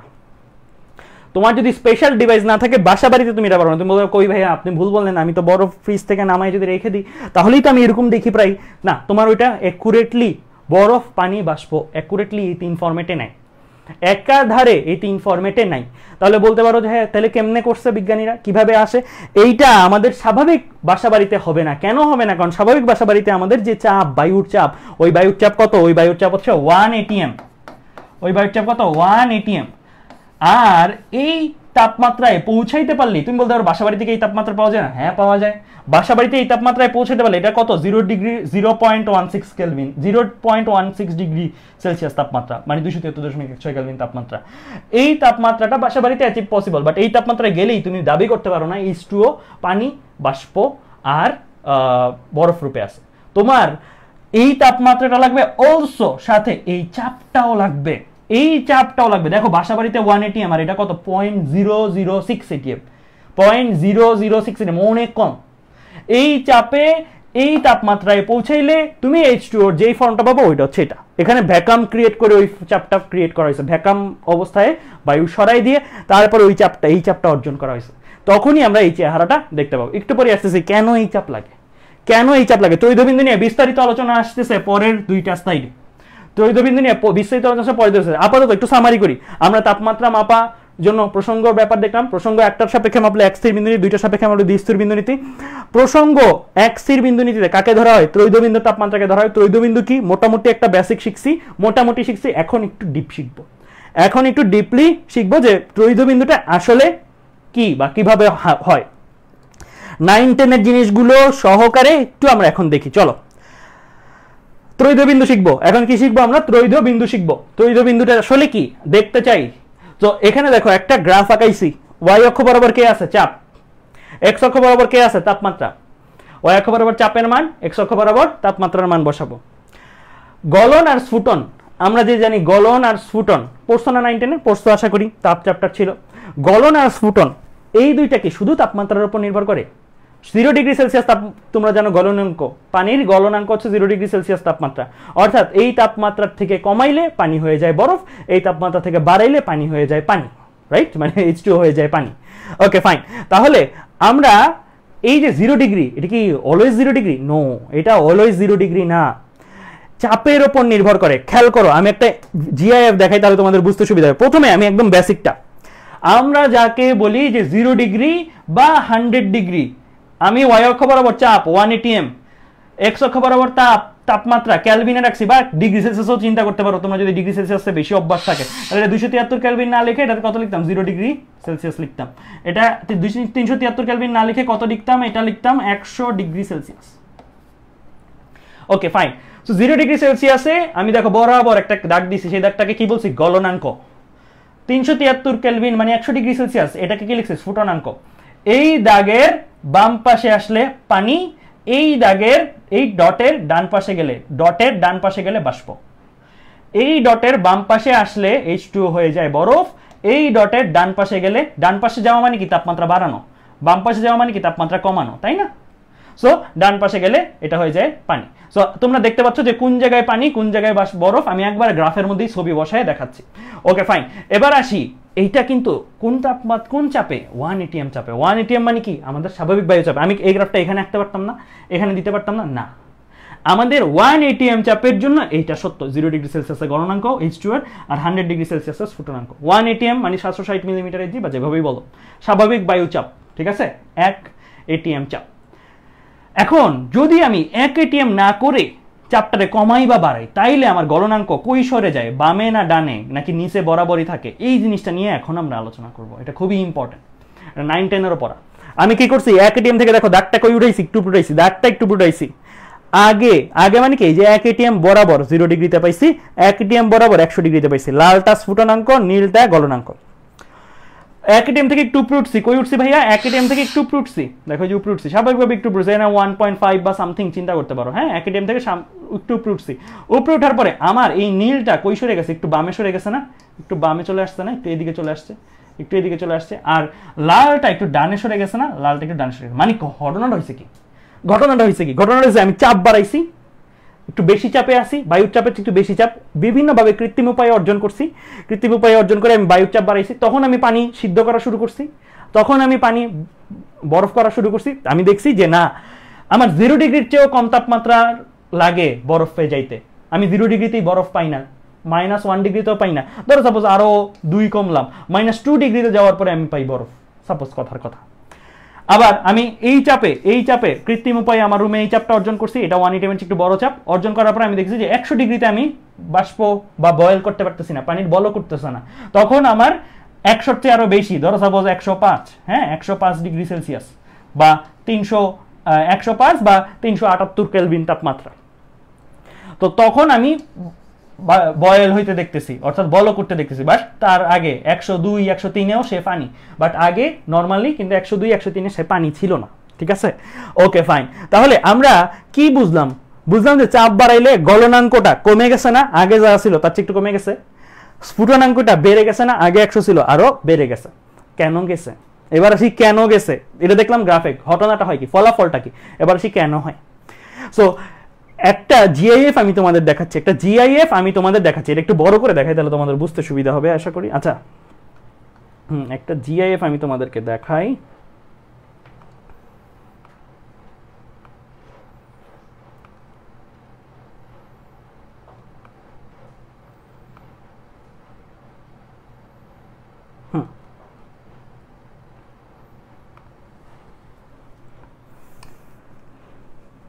একটা জিআইএফ দেখো, একটা লোক এখানে আছে, কি করতেছে, একটা বরফ আছে এখানে, এখানে একটা কি আছে, বরফ আছে। আচ্ছা, এখানে সাদা একটা দাগ আছে, সাদা দাগটা একটু সরাই দিই।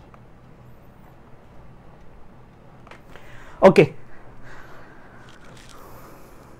একটা লোক আছে এখানে, একটা বরফ আছে রাখা, হ্যাঁ। লোকের চারপাশে তাপমাত্রা কত, 0 ডিগ্রি সেলসিয়াস। চারপাশে তাপমাত্রা কত, 0 ডিগ্রি সেলসিয়াস। এই বরফটা রাখছে লোকটা, বরফের সাথে একটা কাজ করছে, সেটা হচ্ছে একটা সুতা দিয়ে সুতার এক পাশে বোতল, সুতার আরেক পাশে আরেক বোতল, মানে সুতার দুই পাশে দুইটা ভর ঝুলাইছে, দুই পাশে দুইটা কি ভর ঝুলাইছে। আবার দেখো এই যে এইটার সাথে এই যে এই পাশে একটা সুতা, এই পাশে একটা সুতা, সুতার এই মাথার সাথে একটা বোতল, ওই মাথার সাথে একটা বোতল, দুই পাশে দুইটা ভর ঝুলাইছে, ঝুলাই কার উপরে দিয়ে দিছে, বরফটার উপরে দিয়ে দিছে। এই যে বরফটার উপরে দেখো বোতল সহ, যে এই পাশে একটা বোতল আছে, ওই পাশে একটা বোতল আছে, বোতল সহ দিয়ে দিছে। দিয়ে দেওয়ার পরে খেয়াল করতেছি কি, যে বাকি বরফের কিছু হয় না, বাট সুতাটা যেই বরফ যেই জায়গা দিয়ে গেছে ওই জায়গাতে বরফ কাটা শুরু করছে, বরফ কাইটে কাইটে কাইটে কেটে যাচ্ছে ওই বরাবর। সে কিছুই করে নাই, কিন্তু সে কিন্তু কাটাকাটি করে নাই, সে জাস্ট এই যে বরফ, এই পাশ দিয়ে একটা সুতা, এই মানে একটাই সুতা, একটা সুতার মাথায় এই পাশে বোতল ঝুলানো, আরেকটা সুতার মাথায় এই পাশে বোতল ঝুলানো, দুইটা বোতল ঝুলাই দিছে, মানে দুইটা ওয়েট ঝুলাই দিছে। এটার উপরে কি একটা চাপ পড়তেছে না, একটা চাপ পড়তেছে, সব বরফের উপরে চাপ পড়তেছে না, সুতার নিচে ইমিডিয়েটলি নিচে যে বরফটা আছে সেখানে একটা চাপ পড়তেছে। এন্ড চিন্তা করে দেখো, আমরা কি করছি, চাপ বাড়াইছি, বরফের উপরে চাপ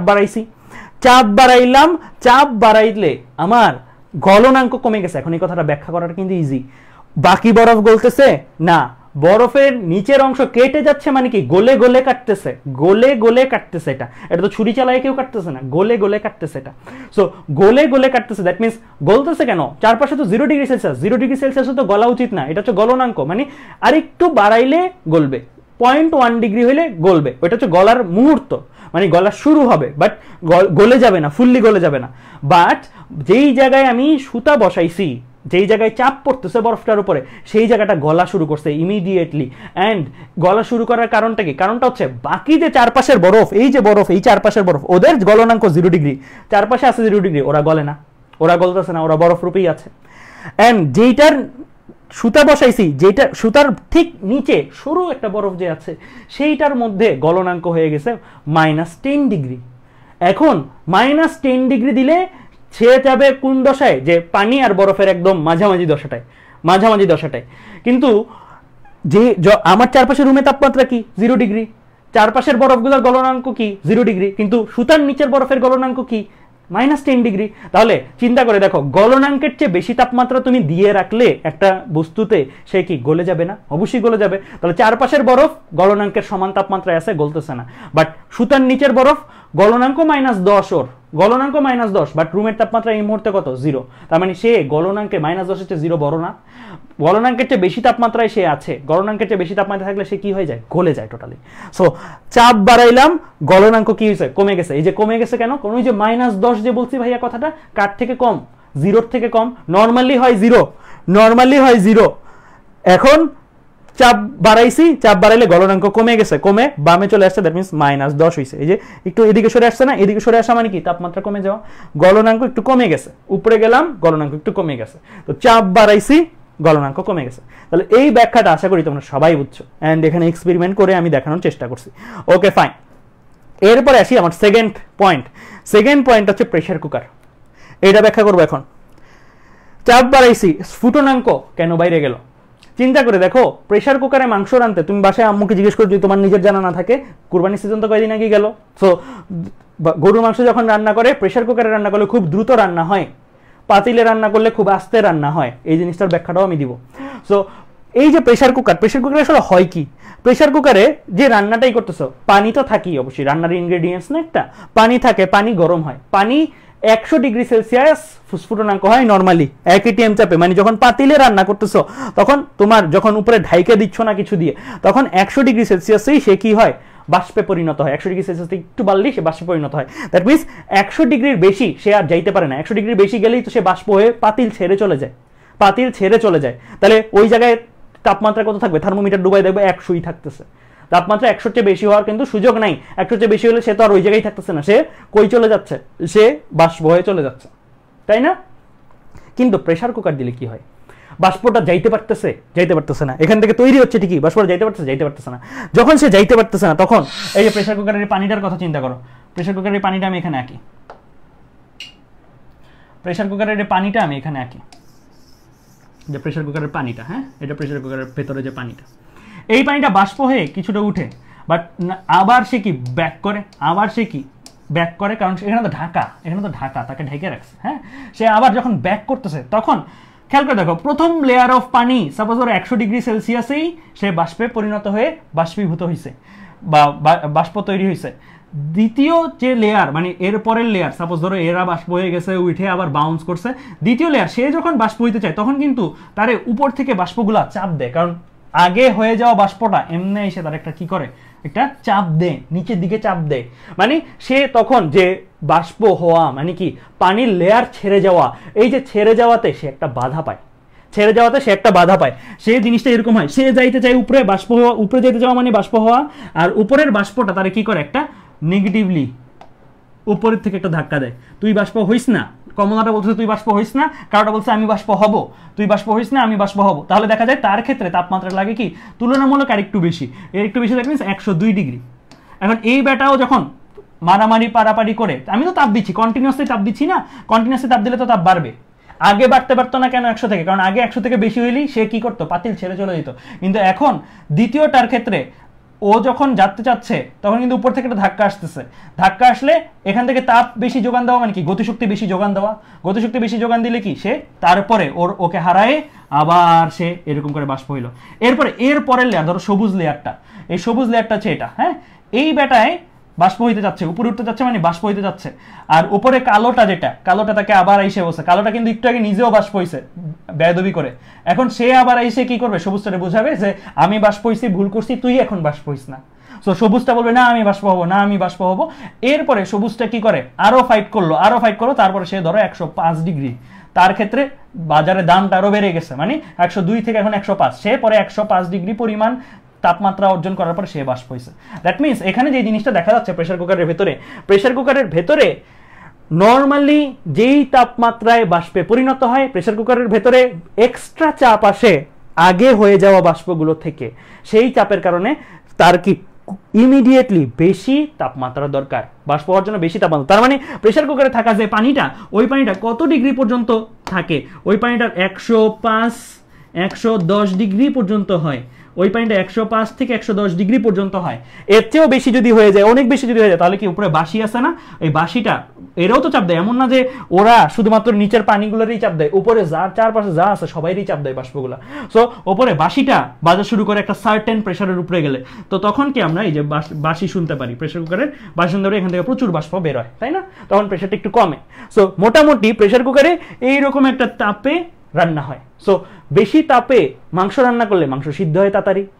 100 ডিগ্রি সেলসিয়াসে মাংস রান্না করলে যে এরকম সিদ্ধ হবে, 110 ডিগ্রি তাপমাত্রায় মাংস রান্না করলে তার চেয়ে অনেক বেশি সিদ্ধ হবে। তাই আমার রান্নার সময়টা কি কম লাগে, রান্নার সময়টা কি তুলনামূলক কম লাগে। তাহলে আমি কথায় কথায় কিন্তু প্রেশার কুকারের মেকানিজমটা তোমাদের বুঝে দিচ্ছি। এখন এইটার মধ্যে কিন্তু এই জিনিসটা লুকানো, চাপ বাড়ছে, কার কর্তৃক চাপ বাড়ছে, আগে হয়ে যাওয়া বাষ্প কর্তৃক চাপ বাড়ছে। চাপ বাড়ার কারণে এক বাষ্প যে স্ফুটনাঙ্ক বাষ্প হওয়ার জন্য যে প্রয়োজনীয় তাপ, সেই তাপটা আগে ছিল 100, তারপরে হয়েছে 102, তারপরে 105, তারপরে 107, এরকম করে একটা সার্টেন লেভেল হয়।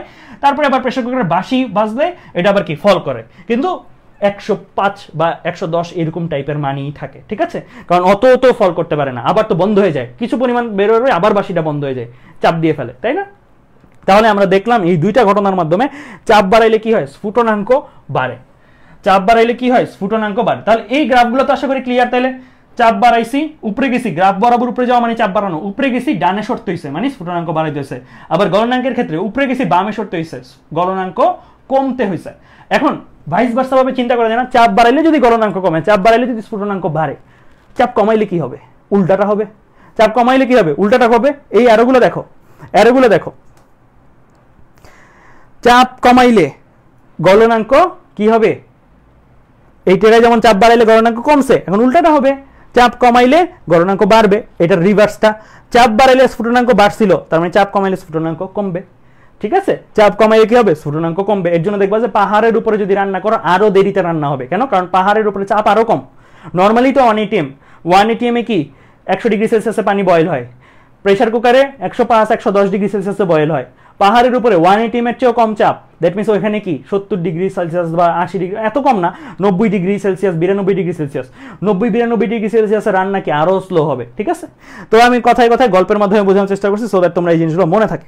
তাহলে আমরা দেখো গ্রাফটাতেও ওইটা করছি, 1 ATM এর নিচে যখন নামছি, চাপ যখন কমাইছি, এই পয়েন্টটা আগে যেমন উপরে ওঠার সময় বামে সরে গেছিল, নিচে নামার সময় ডানে সরে যাবে। এই পয়েন্টটা যেমন উপরে ওঠার সময় ডানে সরে গেছিল, নিচে নামার ফলে বামে সরে যাবে। এখন এইভাবে যদি আমি প্রত্যেকটা পয়েন্ট বসাই গ্রাফের পয়েন্টগুলো মিলানোর চেষ্টা করি। এখন একটা কথা বলে রাখি, এই নীল দাগের বাম পাশে বরফ, নীল দাগের ডান পাশে পানি, লাল দাগের ডান পাশে বড় বাষ্প, লাল দাগের বাম পাশে কি পানি, ঠিক আছে? সো এখন আমরা যদি একটা দাগ টেনে দিই, এই জায়গায় বরাবর দাগ, এই জায়গায় বরাবর দাগ, তাহলে এই নীল দাগটা হচ্ছে সেই দাগ যেই দাগটা কি বিভিন্ন চাপে গলনাঙ্ককে রিপ্রেজেন্ট করতেছে, বিভিন্ন চাপে গলনাঙ্ককে রিপ্রেজেন্ট করতেছে। লাল দাগ হচ্ছে সেই দাগ যেটা বিভিন্ন চাপে বিভিন্ন স্ফুটনাঙ্ককে রিপ্রেজেন্ট করতেছে। এই নীল দাগ বরাবর তাপমাত্রায় গেলে তুমি আসলে গলনাঙ্ক হয়ে গেছো। গলনাঙ্ক থেকে কম বরফ, গলনাঙ্ক থেকে বেশি পানি, কারণ ডানে যাওয়া মানে কি বেশি, বামে যাওয়া মানে কি কম। লাল দাগের ডান পাশে বাষ্প, লাল দাগের বাম পাশে পানি। তাপ বাড়াইলে গলনাঙ্ক থেকে তাপমাত্রা বাড়াইলে বাষ্প, গলনাঙ্ক থেকে তাপমাত্রা কমাইলে পানি। তাহলে এই যে তাদের মিললে, তাদের ডাকগুলো টাইনে দিলে ব্যাক টু ব্যাক, কারণ নিচে নামলে আরো বেশি ক্লোজ হবে, যত উপরে যাবো তত ছড়াচ্ছে, যত নিচে যাবো তত ক্লোজ হবে। ক্লোজ হইতে একটা জায়গায় যেয়ে কি মিলবে না, নামতে একটা জায়গায় যেয়ে কি মিলবে। এটা অ্যাকচুয়ালি আরো নিচে নামানো উচিত ছিল, যে একাডেমি থেকে কমতে আরো নিচে দিলে তোমরা আরো বুঝতে সুবিধা হতো, বাট স্টিল আমি গ্রাফটা এইভাবে দেখানোর চেষ্টা করছি। সো ঠিক যেই চাপে এই ঘটনাটা ঘটে, নামতে মিলতে গলনাঙ্ক স্ফুটনাঙ্ক যেই জায়গায় যে একদম মিলে যায়, যে জায়গায় যে একদম মিলে যায় গলনাঙ্ক আর স্ফুটনাঙ্ক এক জায়গায় মিলে যায় যেই পয়েন্টটাতে, সেই পয়েন্টটা কোন চাপে অর্জন হচ্ছে, 0.006 ATM, 1 ATM থেকে কমতে। আর এই জায়গায় গলনাঙ্ক স্ফুটনাঙ্ক উভয়ই এক কথা, আর ওই এক কথাটাকে 273.16 কেলভিন তাপমাত্রা। এই এক কথাটাকে 273.16 কেলভিন তাপমাত্রা। তুমি যদি বলো ভাইয়া 273.16 কেলভিন তাপমাত্রায় ত্রৈধবিন্দু পাওয়া যায়, আমি বলবো ভুল। 273.16 কেলভিন তাপমাত্রায় 0.006 ATM চাপে ত্রৈধবিন্দু পাওয়া যায়। যদি তুমি এই তাপমাত্রাটাতেই থাকো, এটা তো ওই তাপমাত্রাটা, তাই না? এই তাপমাত্রায় থাকো, আরো উপরে উঠো, এটা কোন পয়েন্ট, 273.16 কেলভিন তাপমাত্রার পয়েন্ট না, কিন্তু এই জায়গায় তুমি যদি বলো এটা ত্রৈধবিন্দু হবে, তুমি যদি 1 ATM চাপে বলো এটা ত্রৈধবিন্দু হবে, আমি তো বলবো না, কই দেখতেছো এটা ত্রৈধবিন্দু, এটা তো পানির মধ্যে পড়ছে, এটা তো পানি, এটা তো ত্রৈধবিন্দু না। বাট এখানে তুমি যদি বলো এটা ত্রৈধবিন্দু, আমি বলবো হ্যাঁ এখন ঠিক আছে, এখানে না বরফ, না পানি, না বাষ্প, একাধারে তিনটা। একাধারে তিনটে গলনাঙ্ক স্ফুটনাঙ্ক কি হয়েছে মিলে গেছে। এই পর্যন্ত আলোচনা বুঝছো কিনা আমাকে একটু কমেন্টে জানাও, তারপরে আমরা আমাদের বাকি আলোচনা প্রসিড করব। আমরা ত্রৈধ বিন্দু কি সেই পর্যন্ত বুঝলাম, একটু কমেন্টে জানাও এই পর্যন্ত আলোচনা বুঝছো কিনা, তারপরে আমরা বাকি আলোচনা শুরু করব। বলো এই পর্যন্ত বুঝছো কিনা বলো।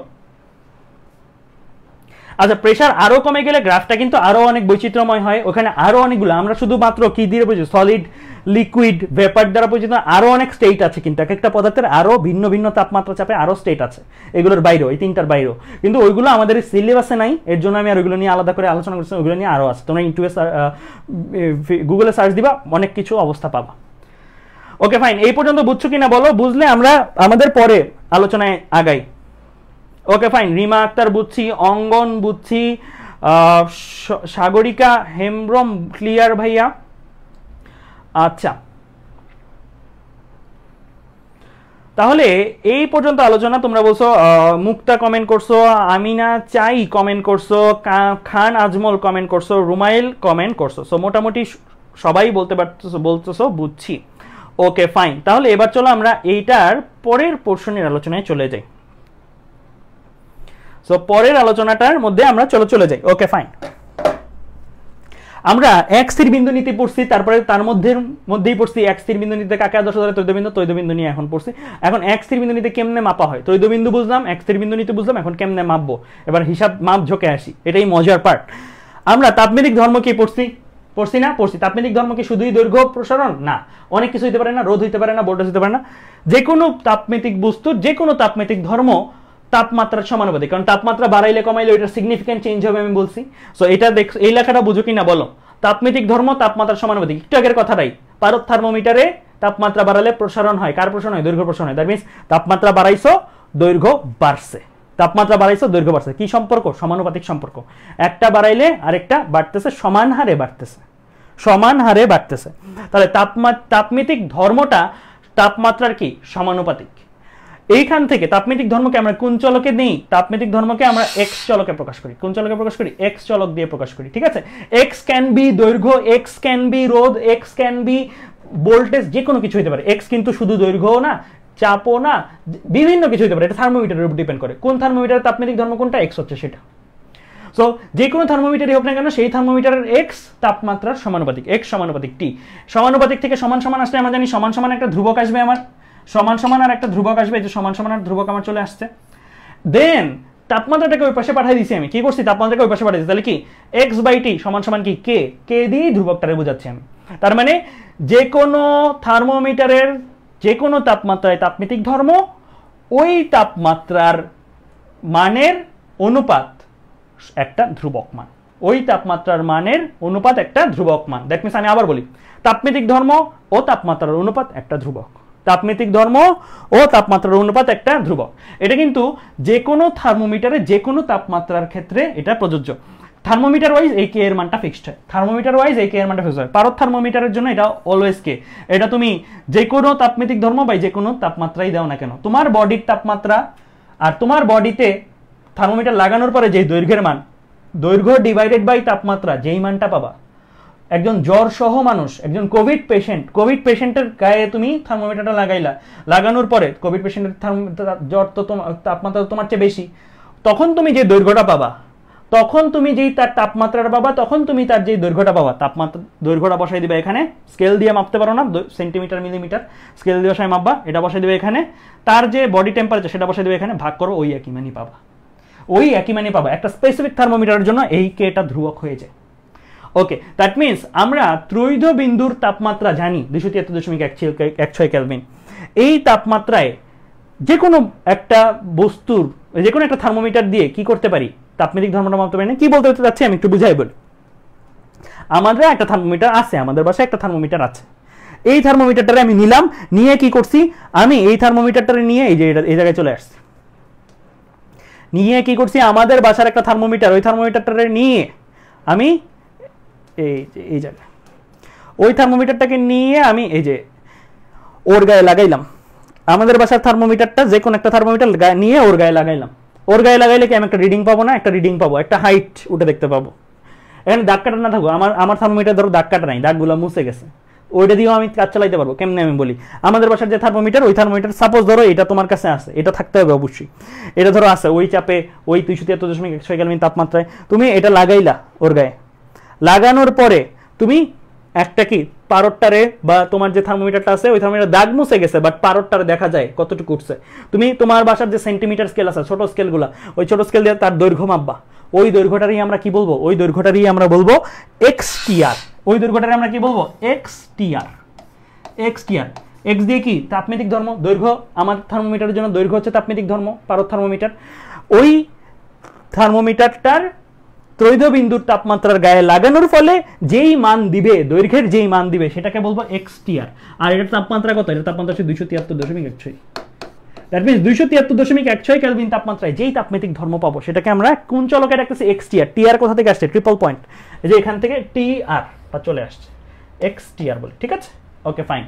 তাহলে ট্রিপল পয়েন্টের টেম্পারেচার হচ্ছে 273.16 কেলভিন, আর ওই জায়গায় থার্মোমিটার লাগানোর পরে যেই মানটা আমি পাবো দৈর্ঘ্যের, সেটা হচ্ছে আমার এক্সটিআর। এখন আমরা তো একটা বস্তুর তাপমাত্রা মাপতে চাই, তাই না? ধরো তুমি ধরো তোমার থার্মোমিটার দিয়ে একটা কোভিড পেশেন্ট তোমার বাসায় আছে কিনা, বা তোমাদের বাসায় ধরো কারো জ্বর অনুভব হচ্ছে, তার তাপমাত্রাটা মাপতে চাও তুমি, তোমার থার্মোমিটারের দাগ মুছে গেছে, ওইটা দিয়ে মাপতে চাও, তাহলে তুমি ওইটার গায়ে লাগাইলা, প্রথমে লাগায় কাকে পাইছো, লাগায় তুমি এক্সটিআর কে পাইছো, এক্সটিআর কে পাইছো। 273.16 কেলভিন তাপমাত্রায় তোমার বানানো তোমার বাসার থার্মোমিটার যেটা দাগ মুছে গেছে, ওইটা লাগানোর ফলে এক্সটিআর পাইছো। এটা সামথিং একটা সেন্টিমিটার মিলিমিটারে মান আসবে, যেই স্কেল দিবে অবশ্য সেন্টিমিটার মিলিমিটার ইঞ্চি যে কোনো একটা মান আসবে, দৈর্ঘ্যের মান, পারদের দৈর্ঘ্য। তুমি যেই বস্তুটার বা যেই লোকটা ডাউট করতেছো ওর কোভিড হতে পারে, উনার গায়ে তুমি এই তোমার যে দাগ মুছে যাওয়া থার্মোমিটার ওইটা লাগাইলা, উনার তাপমাত্রা তুমি জানো না, তোমার প্রুফ করতে হবে উনার জ্বর বা উনার জ্বর আসছে কিনা, এটা মাপতে হবে। সো তাহলে তুমি উনার তাপমাত্রা জানো না, উনার তাপমাত্রাকে তুমি ধরে নিলাম মনে মনে টি, এটাই তোমার টার্গেট বের করা, এটাই তোমার টার্গেট। এখন ওই লোকের গায়ে লাগানোর ফলে তুমি যে তাপমিতিক ধর্মটা পাবা, মানে তুমি ওই লোকের গায়ে লাগাইলে লাগানোর ফলে তুমি যে রিডিংটা পাবা, যেই মানটা পাবা, অবশ্যই বরফের গায়ে লাগানোর ফলে যেটুকু হাইট উঠে আছে, একটা লোকের জ্বর ওই লোকের গায়ে লাগাইলে আরো বেশি উঠবে, আরো বেশি হাইট উঠবে, তখন তুমি আরেকবার স্কেল দিয়ে মাপবা, তখন তুমি দৈর্ঘ্যের যে মান পাবা এটাও সামথিং সেন্টিমিটার মিলিমিটারে আসবে। এটা যে এককে রাখবে এটা সেই এককেই রাখবা, এটা সেন্টিমিটার দৈর্ঘ্য মাপলে এটাও সেন্টিমিটারে মাপবা। তাহলে এইটা তুমি জানো, এইটাও তুমি জানো, এই দুটো তুমি জানো, তোমার টার্গেট কাকে বের করা, ওকে বের করা, তুমি কিন্তু বের করতে পারবা। এখন কেমনে বের করতে পারবা, দেখো আমরা একটু আগে বলছি x/t সমান কে, তোমার তো একটা থার্মোমিটারই ব্যবহার করছো দুই জায়গায়, লোকের গায়েও যেটা লাগাইছো, ত্রৈধ বিন্দুতেও সেটাই লাগাইছো। xtr/273.16 এই ফর্মুলাটা বসাইছি আমি, তাপমিতিক ধর্মের মান ডিভাইড বাই তাপমাত্রার মান ইকুয়াল টু ধ্রুবক, আবার লোকের গায়ে লাগানোর ফলে তাপমিতিক ধর্মের মান ডিভাইড বাই লোকের তাপমাত্রার মান, এটাও সেই একই ধ্রুবক, এটাও যেই ধ্রুবক দিবে এটাও সেই একই ধ্রুবক। একটু আগেই বলছি ভাইয়া, কে হচ্ছে থার্মোমিটার স্পেসিফিক ধ্রুবক, একই থার্মোমিটার দিয়ে দুইটা আলাদা আলাদা কে পাবা না, তাপমিতিক ধর্ম ডিভাইড বাই তাপমাত্রা দিয়ে সেই একই কেই পাইতে হবে ধ্রুবক যেহেতু। xtr/273.6 এটাও কে, x/t এটাও কে, তাহলে এইটা তো আমার দরকার নাই, আর কে এর মান কে আর দরকার আছে না, এইটা যদি জানা থাকে টিটাকে আমি আননোন হিসেবে বের করতে পারবো না, পারবো। এর জন্যই দেখো ভাইয়া পরের লাইনে এই ফর্মুলাটাকে চেঞ্জ করে এইভাবে লিখছি, এই যে xtr/273.6 x/t কে আমি এই জায়গায় নিয়ে এইভাবে লিখছি। আমার টার্গেট কাকে, টি কে বের করা, টি কে এক পাশে করছি টিকে, টি ইকুয়াল টু কি দাঁড়াচ্ছে, x বাই এই যে টিটাকে ওই পাশে গেছে, xt এর পাশে আসছে, 273.6 এই পাশে গেছে গুণ আকারে, তাহলে T equal to x by xt into 273.16 মিলাও ভাইয়া যেটা লিখছি ঠিক কিনা, মিলাও, ভুল হইলে বললো, ভাইয়া যেটা লিখছি ঠিক কিনা বলো। x t equal to x by xt into 273.16, এই জায়গায় x জানা থাকলে, যেটা বডির লোকের গায়ে লাগায় তুমি জানছো বলতে পারি সেন্টিমিটার মিলিমিটারে মান আসবে, xt আর জানা থাকলে, এই দুটো জানা থাকলে তুমি টি পেয়ে যাবা। টিটাই যেটা আসবে সেটা হচ্ছে কেলভিনে, ওই লোকের তাপমাত্রা। কেলভিনে মান জানা থাকলে, তোমরা ছোটবেলায় এই ফর্মুলা সবাই শিখছো আশা করি, c/5 equal to f-32/9 equal to k minus 273 এটাও আমি দেখাবো কেমনে আসলে আসছে, 273/5 এই ফর্মুলাটা তুমি যদি বসাও, এখানে তুমি কে এর ভ্যালু যেটা আছে এটা বসাই দিবা, সি এর ভ্যালুটা, সরি আমরা থার্মোমিটার জটটার মাপি ফারেনহাইটের ভ্যালুটা আসবে, এটা যদি 100 প্লাস আসে, তুমি বলবো ওই লোকের জ্বর হয়েছে। তাহলে তুমি বাসায় বিজ্ঞানীর মতন থার্মোমিটার দাগ মুছে গেছে কিন্তু তুমি ঠিকই জ্বর মাপতে পারো, তোমার কোনো আর প্যারা নাই, থার্মোমিটারে দাগ মুছে গেলেও এখন থেকে তুমি কি করতে পারো, জ্বর মাপতে পারো। ইনফ্যাক্ট তোমার যদি পারদ থাকে কিছু, তুমি কলমে, একটা ভাঙা কলমেও এইটা দিয়ে জ্বর মাপতে পারবা, সামহাও জ্বর মাপতে পারো, তুমি বাসায় বসে এখন কি করতে পারবা, থার্মোমিটারের ব্যবসা দিয়ে দিতে পারবা। অ্যান্ড থার্মোমিটার ব্যবসা এখন কিন্তু খুব লাভজনক ব্যবসা, এখন কিন্তু সবচেয়ে বেশি বিক্রি হবে থার্মোমিটার, কারণ ঘরে ঘরে কোভিড হচ্ছে, ঘরে ঘরে থার্মোমিটার লাগতেছে, ঠিক আছে। এখন থেকে কিন্তু তোমাদের আমি ব্যবসা শিখাই দিলাম, আমাকে পার্সেন্টেজ দিবা যদি কোনো লাভ করতে পারো, ঠিক আছে, কারণ আমি শিখাই দিছি তো যতই হোক, রাইট। সো এখন থেকে তুমি কি করতে পারো, থার্মোমিটার বানাই ফেলতে পারো এই ফর্মুলাটা দিয়ে, বলে দিবা যে আপনার এখানে যেই মানটা আসবে, অথবা তুমি নিজেই দাগ কেটে দিবা, থার্মোমিটার বানাই দিলা তো দৈর্ঘ্য দিয়ে মাপতো আগে ওরা, তুমি সেন্টিমিটার মিলিমিটারের জায়গায় এক একটা সেন্টিমিটারের মান বসাই টি এর মানগুলা এখানে কনভার্ট করে করে মানটা লিখে দিবা, লিখে দিলেই তোমার বানানো থার্মোমিটার হয়ে গেল, ঠিক আছে। সো কারা কারা থার্মোমিটার বানাবা তারা কমেন্টে জানাও, আমি দেখি তোমাদের নামে একটা থার্মোমিটার। যেমন কামরুন নাহার মুক্তা বলছো, তাহলে ডিগ্রি মুক্তা 10 ডিগ্রি মুক্তা হইতে পারে, আব্দুর রহমান 10 ডিগ্রি আব্দুর রহমান হইতে পারে, তারপরে আদিব 5 ডিগ্রি আদিব হইতে পারে। এরকম ভাবে তুমি বলবা যে 5 ডিগ্রি আদিবের উপরে আসলে এটা হচ্ছে জ্বর, 5 ডিগ্রি আদিবের কম আসলে এটা হচ্ছে জ্বর নাই, তাহলে তোমার সবাই ভাবে বিজ্ঞানী, ঠিক আছে। যাই হোক, তো এই জায়গাটার মধ্যে আমরা এখান থেকে প্রথমে সরাসরি টি এর মানটা পাবো ক্যালভিনে, ক্যালভিন থেকে পরে কনভার্ট করে এই জিনিসগুলো পাবো, ওকে ফাইন। এখন আমরা এই জায়গা, হ্যাঁ এই জায়গাগুলো দেখলাম, এখন আমরা চলো একটা ম্যাথ প্রবলেম করে ফেলি। এই ম্যাথ প্রবলেমটা একটু তুলে ফেলো, এতক্ষণ পর্যন্ত যা পড়েছি কিছুই তোলার লাগে নাই, কারণ আমি সাইড দিয়ে দিব। এই ম্যাথ প্রবলেমটা একটু তুলে ফেলো, দেন আমরা এই ম্যাথ প্রবলেমটা নিয়ে দেখবো যে আমাদের মাত্র যে ফর্মুলাটা শিখছি সেটা কিভাবে কাজে লাগানো যায়। এটা একটা প্রয়োগের, একটু তুলে ফেলো, 30 সেকেন্ড সময়, এতক্ষণ পর্যন্ত খাতায় কিছু তোলা লাগেনি, এখন তুলো। পানির ত্রৈধবিন্দুতে কোনো রোধ থার্মোমিটারের রোধ 10 ওহম, যখন রোধ 20 ওহম হয় তখন তাপমাত্রা কত? আবার বলি, লিখে ফেলো, একটু লিখে ফেলো, খাতায় লিখে ফেলো। খাতা কলম ক্যালকুলেটর আমার ক্লাসে মাস্ট, খাতা কলম ক্যালকুলেটর আমার ক্লাসে মাস্ট। কেন? কারণ ক্যালকুলেটর করে করে দেখতে হবে, ঠিক আছে। যদি আমার কাছে খালি শুয়ে বসে দেখো এবং ক্যালকুলেটর না চাপো, তাহলে কিন্তু তোমার মনে থাকবে না। কারণ তোমরা এইচএসসি দিবা বা অ্যাডমিশন দিবা হয়তো আজকে থেকে 1 বছর পরে বা 1.5 বছর পরে, তখন কি মনে থাকবে এই জিনিসগুলো? কমপ্লিটলি না, মনেই থাকবে না। অ্যান্ড এই ক্লাসটাকে তুমি খুঁজে আবার দেখবা ফেসবুক থেকে স্ক্রল করে করে, এটাও না। ওয়েব অ্যাপ ইজি করে দিছি, বাট ওয়েব অ্যাপেও দেখা মনে হয় না হবে, কিন্তু খাতায় লিখে লেখাটা থাকবে, লেখাটা থাকলে তোমার জিনিসটা মনে থাকবে। আচ্ছা ফাইন, পানির ত্রৈধবিন্দুতে কোনো রোধ থার্মোমিটারের রোধ 10 ওহম, কি বলা আছে? ত্রৈধবিন্দুতে মাপছে, রোধ থার্মোমিটার দিয়ে মাপছে, যেই মান পাইছে এটা কিসের মান? এক্স এর মান না? রোধ থার্মোমিটারের তাপমাত্রিক ধর্মকে রোধ নিজে, তাহলে এটা আমার কি? এটা আমার এক্সটিআর দেওয়া আছে, এক্সটিআর দেওয়া আছে। যখন রোধ বিষম, কখন জানি না, ধরো কোন একটা বডিতে লাগাইছে, তার বাসার বিড়ালের গায়ে লাগাইছে বা কিছু একটার গায়ে লাগাইছে, লাগানোর পরে সে রোধ পাইছে কত? 20 ওহম। দ্যাট মিনস এই বিষমটা হচ্ছে নির্ণেয় তাপমাত্রায় তাপমিতিক ধর্ম, নির্ণেয় তাপমাত্রায় তাপমিতিক ধর্ম। কারণ দেখো এই 20 ওহম যখন হয় তখন তাপমাত্রা কত, সেই তাপমাত্রা জানতে চাইছে, আপনি টি জানতে চাইছে। সো একটু আগে আমরা ফর্মুলা দেখছি, এটা কিন্তু স্মার্ট হইলে আমার আর করে দেওয়া নাই, যে অনেকে অ্যান্সার দিয়ে দিছে। Thank you Ivan Sarkar, answer দিয়ে দিছে, ইভান সরকার আমার এখানে অ্যান্সার দিয়ে দিছে। তো স্মার্ট হইলে এটা কিন্তু আর করারই কথা না, ঠিক আছে। তো যাই হোক, তারপর আমি করে দিই T equal to X by X T আর ইন্টু 273.16। এক্স এর জায়গায় ভ্যালু বসাবো, এক্স এর জায়গায় আমি ভ্যালু বসাই দিব। এক্স এর জায়গায় আমার ভ্যালু কত? 20 জন্য বের করতে বলছে। এক্স টি আর জায়গায় ভ্যালু বসাবো 10 আর গুণ দিব 273.16। এই ম্যাথগুলোর জন্য কিন্তু ক্যালকুলেটরও লাগে না। কেন ক্যালকুলেটর লাগে না? কারণ এই যে দেখো 20 দুগুণে 20 আর 10 2 দিয়ে গুণ দিয়ে দিবা 16.232, 3 দুগুণে 6, 7 দুগুণে 14, মানে 1 যোগ হবে 2 দুগুণে 4, 4 একে 2 দুগুণে 4, 4 একে 5, 7 দুগুণে 14, 1 আসছিল, 2 দুগুণে 4, 4 এর সাথে 1 যোগ হয়েছে, 4 একে 5, 546.32 কেলভিন। এই টাইপের ম্যাথগুলো হচ্ছে সেই ম্যাথ যেগুলো ডিইউ এগুলোতে আসে, ডিইউ বা এই জিনিসগুলোতে আসে এই ম্যাথগুলো। কেন? কারণ এই ম্যাথগুলোতে ক্যালকুলেটর লাগে না, মুখে মুখে করা যায়, মুখে করা যায়, ঠিক আছে। 546.32 কেলভিন, এটা হচ্ছে কি আমার অ্যান্সার এই ম্যাথের। তাহলে এই ম্যাথটা আশা করি আমরা সবাই বুঝছি, এক লাইনের ম্যাথ, এমসিকিউ টাইপের ম্যাথ একটা করছি। এই ম্যাথগুলো কিন্তু স্টিল এইচএসসি তে অনেক বেশি ইম্পর্টেন্ট এন্ড আসতে পারে। তাহলে আমরা এই ম্যাথটাই লিখছি। একটু আগে আমি কিন্তু সবসময় বলে রাখি, আমার ক্লাস যেহেতু প্রথম অনেকেই করতেছো, আমি লিখে একবার করাবো, তারপরে সোয়াইপ করে আমি টাইপ করা একটা ভার্সন থাকবে, সেটাও থাকবে। কেন? কারণ টাইপ করা ভার্সনটা ওই ভার্সন, সেটা তোমরা পেতে যাবো আমার থেকে। সো দ্যাট তোমরা যেন একটা আমার সাথে লিখে, আমি ছাত্র হিসেবে করলে কিভাবে করাইতাম সেটা হচ্ছে লিখে পাবা, অ্যান্ড ফাইনালি একটা টাইপড ভার্সনও পাবা। সো আমরা টাইপ ভার্সনে নিয়ে নিলাম, ওকে ফাইন, ঠিক আছে। আমার 546.32 কেলভিন, ওকে। এবার চলে আসবো আমার দ্বি স্থির বিন্দু নীতি। আমরা তাহলে এক স্থির বিন্দু নীতির ম্যাথটা আশা করি সবাই বুঝছি। এটাও কিন্তু এক স্থির বিন্দু নীতি থার্মোমিটারটা প্রয়োগ, ঠিক আছে। দ্বিস্থির বিন্দু নীতিটার মধ্যে আদর্শ ধরা হবে কয়টা তাপমাত্রাকে? দুইটা তাপমাত্রাকে। এখনকার যে দুইটা তাপমাত্রা নিয়ে আলোচনা করবে, এই দুইটা তাপমাত্রা ছোটবেলা থেকে, অনেক আগে থেকে, ক্লাস 6-7 থেকে তোমরা জানো। সেটা হচ্ছে কি? পানির গলনাঙ্ক, পানির স্ফুটনাঙ্ক।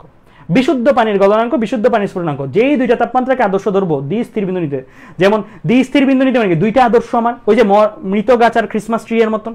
সো এখন যেই দুইটা তাপমাত্রা আছে, ওই দুইটা তাপমাত্রা কে কে? একটা হচ্ছে পানির গলনাঙ্ক, একটা হচ্ছে পানির স্ফুটনাঙ্ক।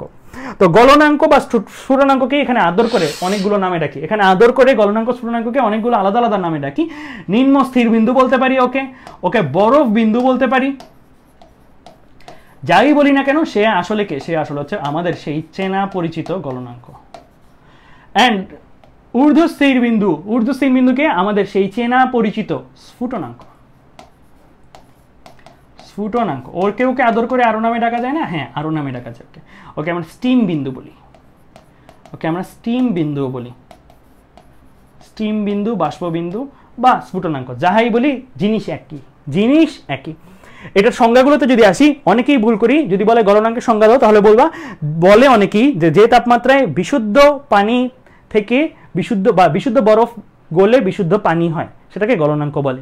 গলনাঙ্ক হচ্ছে যে তাপমাত্রায় গলে। এইভাবে বললে আসলে একটা পয়েন্ট মিস যায়, ভুল যে তা না, এরকম মিস যায়। বলা উচিত এভাবে, যে তাপমাত্রায় বিশুদ্ধ বরফ থেকে বিশুদ্ধ পানি, আবার বিশুদ্ধ পানি থেকে বিশুদ্ধ বরফ, আবার বিশুদ্ধ বরফ থেকে বিশুদ্ধ পানি, উভয়ই সম্ভব হয়, সেই তাপমাত্রাটা কি আমরা বলবো গলনাঙ্ক। এটা হচ্ছে বর্ডার। ধরো বাংলাদেশ এপাশে, ইন্ডিয়া এপাশে, এইটা হচ্ছে বর্ডারের সেই দেয়ালটা বা সেই তার কাটা জায়গাটা। অ্যান্ড ওইটা ডানে গেলেই বাংলাদেশ, ওইটার বামে গেলেই ইন্ডিয়া। একদম এক্স্যাক্টলি ওইটা কিন্তু বাংলাদেশও না, ইন্ডিয়াও না, এভাবে বলা যেতে পারে, তাই না? এটা হচ্ছে একদম বর্ডার। এটা বলতে গেলে দুইজনেরই, আবার বলতে গেলে কারোই না, ঠিক আছে? সো ডানে গেলে বাংলাদেশ, বামে গেলে ইন্ডিয়া। তেমনি গলনাঙ্কের থেকে তাপমাত্রা একটু বাড়াইবা পানি হয়ে যাবে, একটু কমাইবা কি হয়ে যাবে? বরফ হয়ে যাবে। অ্যান্ড গলনাঙ্ক হচ্ছে তাদের সেই ট্রানজিশন পয়েন্ট, একদম ট্রানজিশন পয়েন্টটা, ঠিক আছে? তেমনিভাবে স্ফুটনাঙ্ককেও যে তাপমাত্রায়, বিশুদ্ধ কথাটার গুরুত্ব কিন্তু এখানে অসামান্য, বিশুদ্ধ কথাটা অবশ্যই দিবা। বিশুদ্ধ পানি থেকে বিশুদ্ধ বাষ্প, অথবা বিশুদ্ধ বাষ্প থেকে বিশুদ্ধ পানি, এই দুটো বোঝানোর জন্য আমি এই ডাবল অ্যারোটা দিছি, ঠিক আছে? ওকে, তাহলে সেইগুলোকে আমরা ঊর্ধ্বস্থির বিন্দু বলবো। সো আমরা এই জায়গাটার মধ্যে ফিগার দেখতে পাচ্ছি দুইটা। এটা হচ্ছে আমার গলনাঙ্ক, পানি বরফ গলতেছে, গলার মুহূর্তটা, বা পানি জমে বরফ হচ্ছে সেই মুহূর্তটা। এখানে যদি আমি থার্মোমিটার ডুবাই, যেই মানটা আমি পাবো সেই মানটাকে বলবো গলনাঙ্ক। এইখানে যদি আমি থার্মোমিটার ডুবাই, পানি বয়েল হচ্ছে, যেই মানটা আমি পাবো সেটাকে আমি বলবো কি? স্ফুটনাঙ্ক, ঠিক আছে? সো আমরা গলনাঙ্ক স্ফুটনাঙ্কের দুইটা আলাদা আলাদা ফিগারও দেখে নিলাম। এখানে ডুবাই যেই মান পাবো সেটা হচ্ছে গলনাঙ্ক, এখানে ডুবাই যেই মানটা পাবো সেটা হচ্ছে স্ফুটনাঙ্ক। এইখানে আমি থার্মোমিটার ডুবাইলাম, তোমার বানানো থার্মোমিটার, ওই যে বিভিন্ন আমরা বানাইতে পারি, এখন তো আমরা ব্যবসা করতে পারবো, রাইট? থার্মোমিটার বানাই। তো আমরা যদি আমাদের থার্মোমিটার বানাই, আমাদের থার্মোমিটার যদি এখানে বসাই, এখানে তো সে দেখো একটা হাইট উঠবে, এখানে সে কি আরেকটা হাইট উঠবে না? এখানে দেখো সে একটা হাইট উঠে আছে, এতটুকু হাইট, অন্য কালার দিয়ে দিই। এখানে সে দেখো একটা হাইট উঠে আছে, একটা আলাদা হাইট উঠে আছে। আবার এইখানে দেখো সে অনেক বড় একটা হাইট উঠে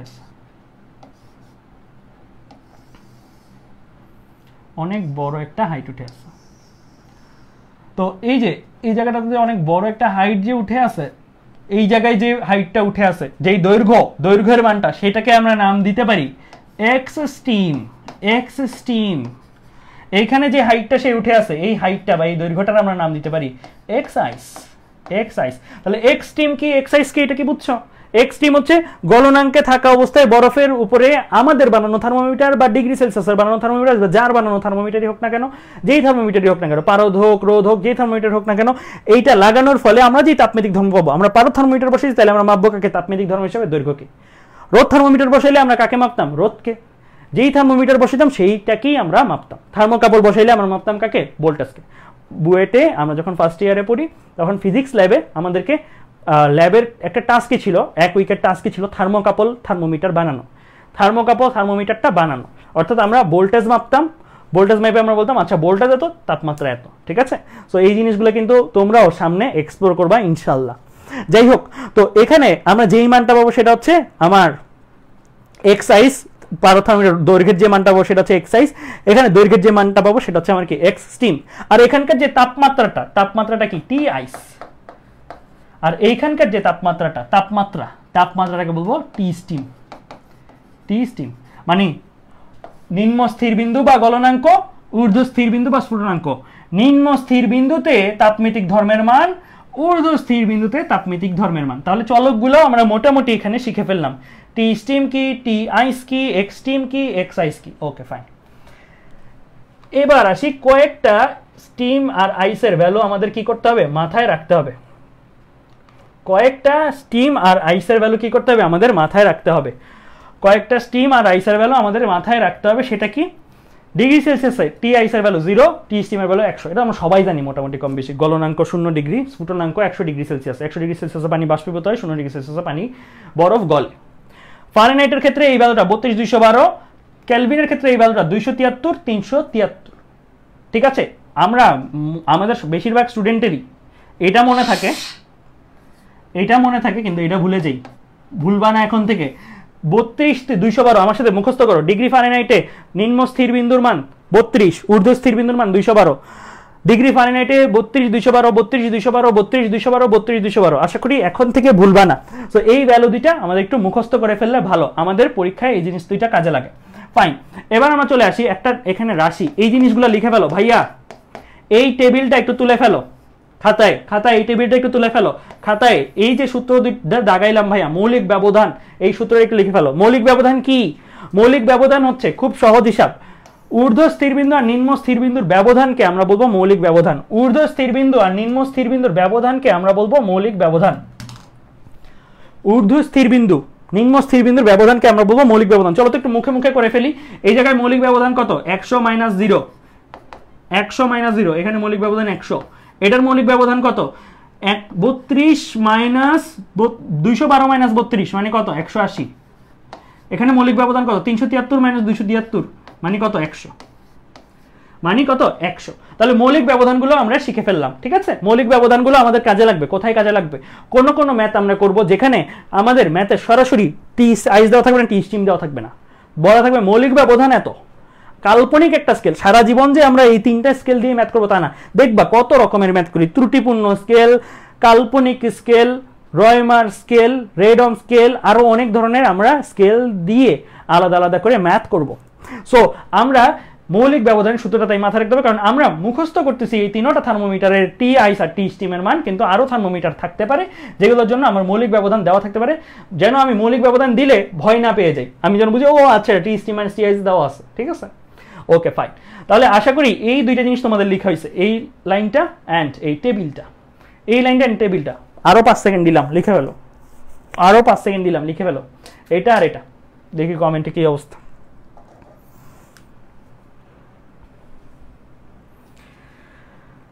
ওকে ফাইন। তাহলে এই জিনিসগুলো কিন্তু,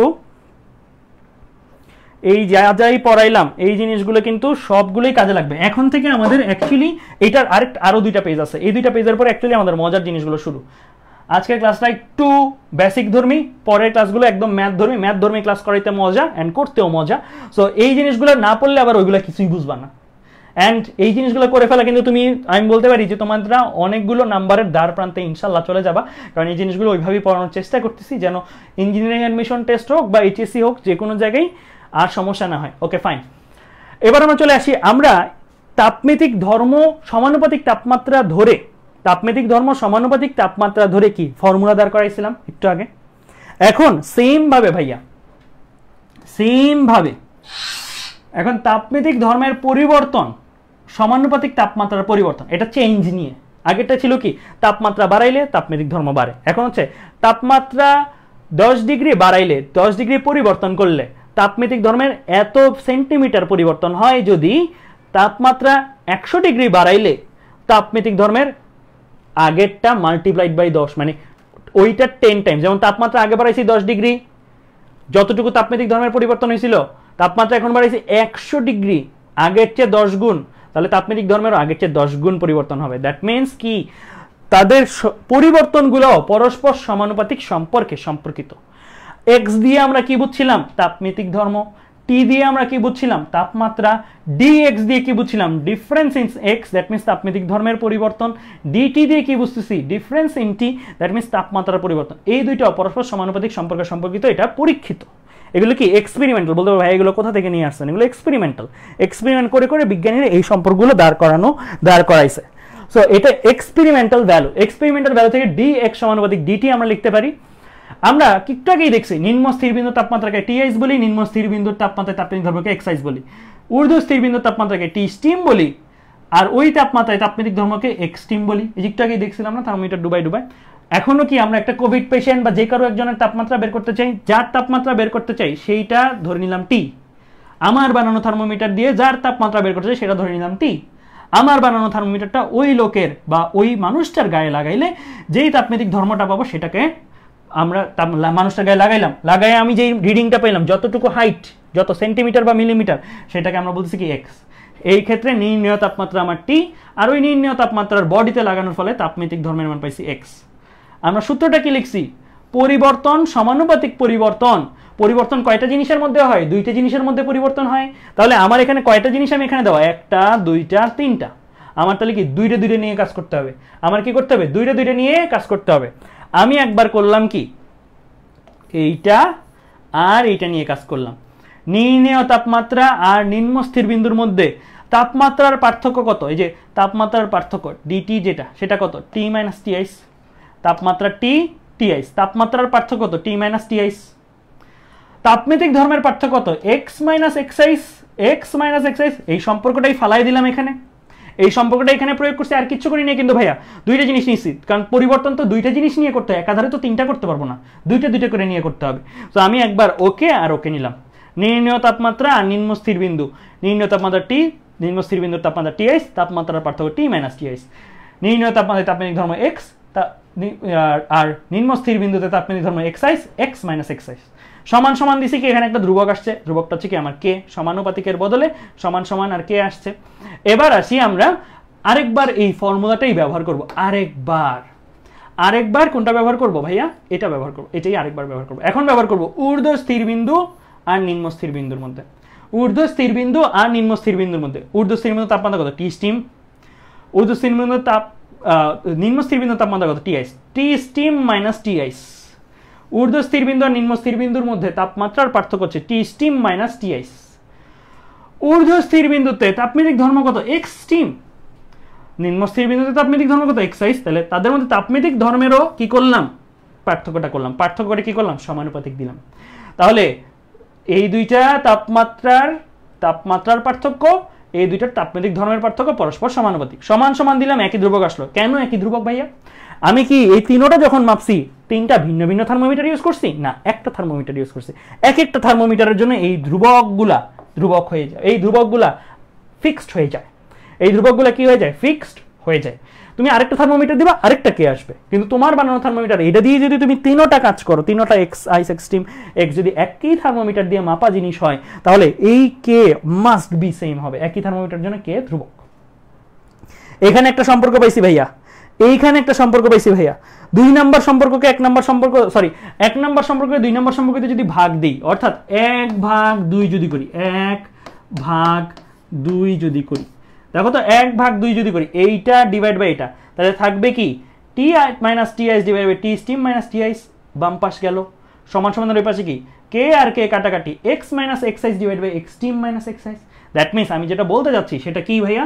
সেটা হচ্ছে এটা। ভাগ দিলাম, এক নাম্বার সমীকরণে দুই নাম্বার সমীকরণে ভাগ দিলাম, এটা পাবো না, এটা পাবো। মিলাই দেখো, কে কে কাটাকাটি, কে এর মান আমাদের কি করা দরকার নাই, মনে রাখা দরকার নাই। আমরা ডিরেক্ট এই ফর্মুলাটা ইউজ করতে পারবো। সো এই ফর্মুলাটা আর আগের ফর্মুলাটার মধ্যে তফাৎ কি? আগে কোনটা শিখছি? আগে শিখছি এটা, t = x/xtr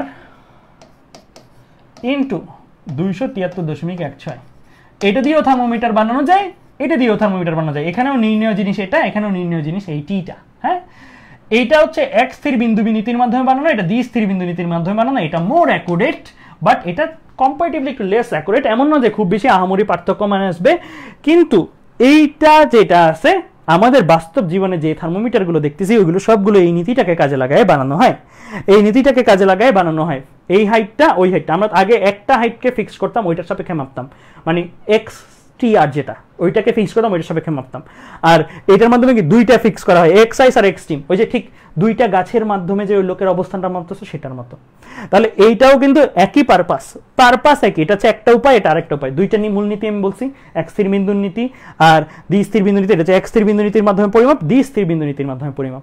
এইখানে তোমার ভ্যালু ইনপুট দিতে হইতো কি কি, বাস্তব জীবনে ভ্যালু ইনপুট দিতে এক্স আর এক্স টি আর এখানে তোমার ভ্যালু ইনপুট দিতে হবে কি এক্স আইস, এক্স টিম আর এক্স, তিনটা। কারণ তিনটা কেন, একটা তো নির্ণয় তাপমাত্রার জন্য, ওইটা উপরেও দিতে হইতো, আগে এক্স টি আর দিতে, এখন এক্স আইস আর এক্স টিম দিবা।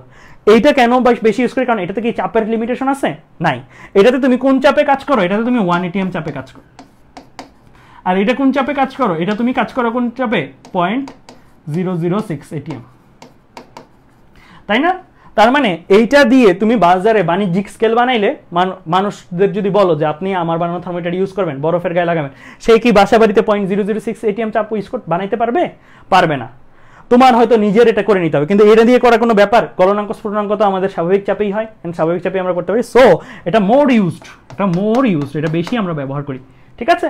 তাহলে আমরা এই জায়গায় ফর্মুলা তো লিখলাম ভাইয়া, এখন ফর্মুলার পরিচয়গুলো লিখে ফেলি। এই ফর্মুলাটা আর পরিচয়টা, এই দুটো জিনিস লিখো, এটা লাগবে না, এগুলা লাগবে না, নীলটা লাগবে না, এটা ডিরাইভেশন, এইটা লিখে ফেলো ভাই, এটা একটু লিখে ফেলো দ্রুত। এন্ড আমি আরেকভাবে দেখাবো এই ফর্মুলাটা আসলে এইভাবে না চিন্তা করলেও আরেকভাবে চিন্তা করা যায়, সেটা আমি একটু দেখাবো দ্রুত করে, একটু পরে সেটা দ্রুত করে দেখাবো। সো এইটা একটু লিখে ফেলো, লিখা হইলে আমাকে বললো ভাইয়া লিখছি, এটা একটু লিখে ফেলো, লিখা হইলে আমাকে লিখছি বললো, লিখা হলে আমাকে বললো ভাইয়া লিখছি।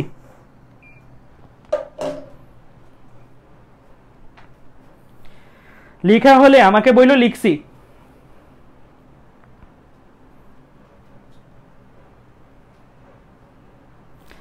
লিখা হইলে আমাকে বইল লিখছি।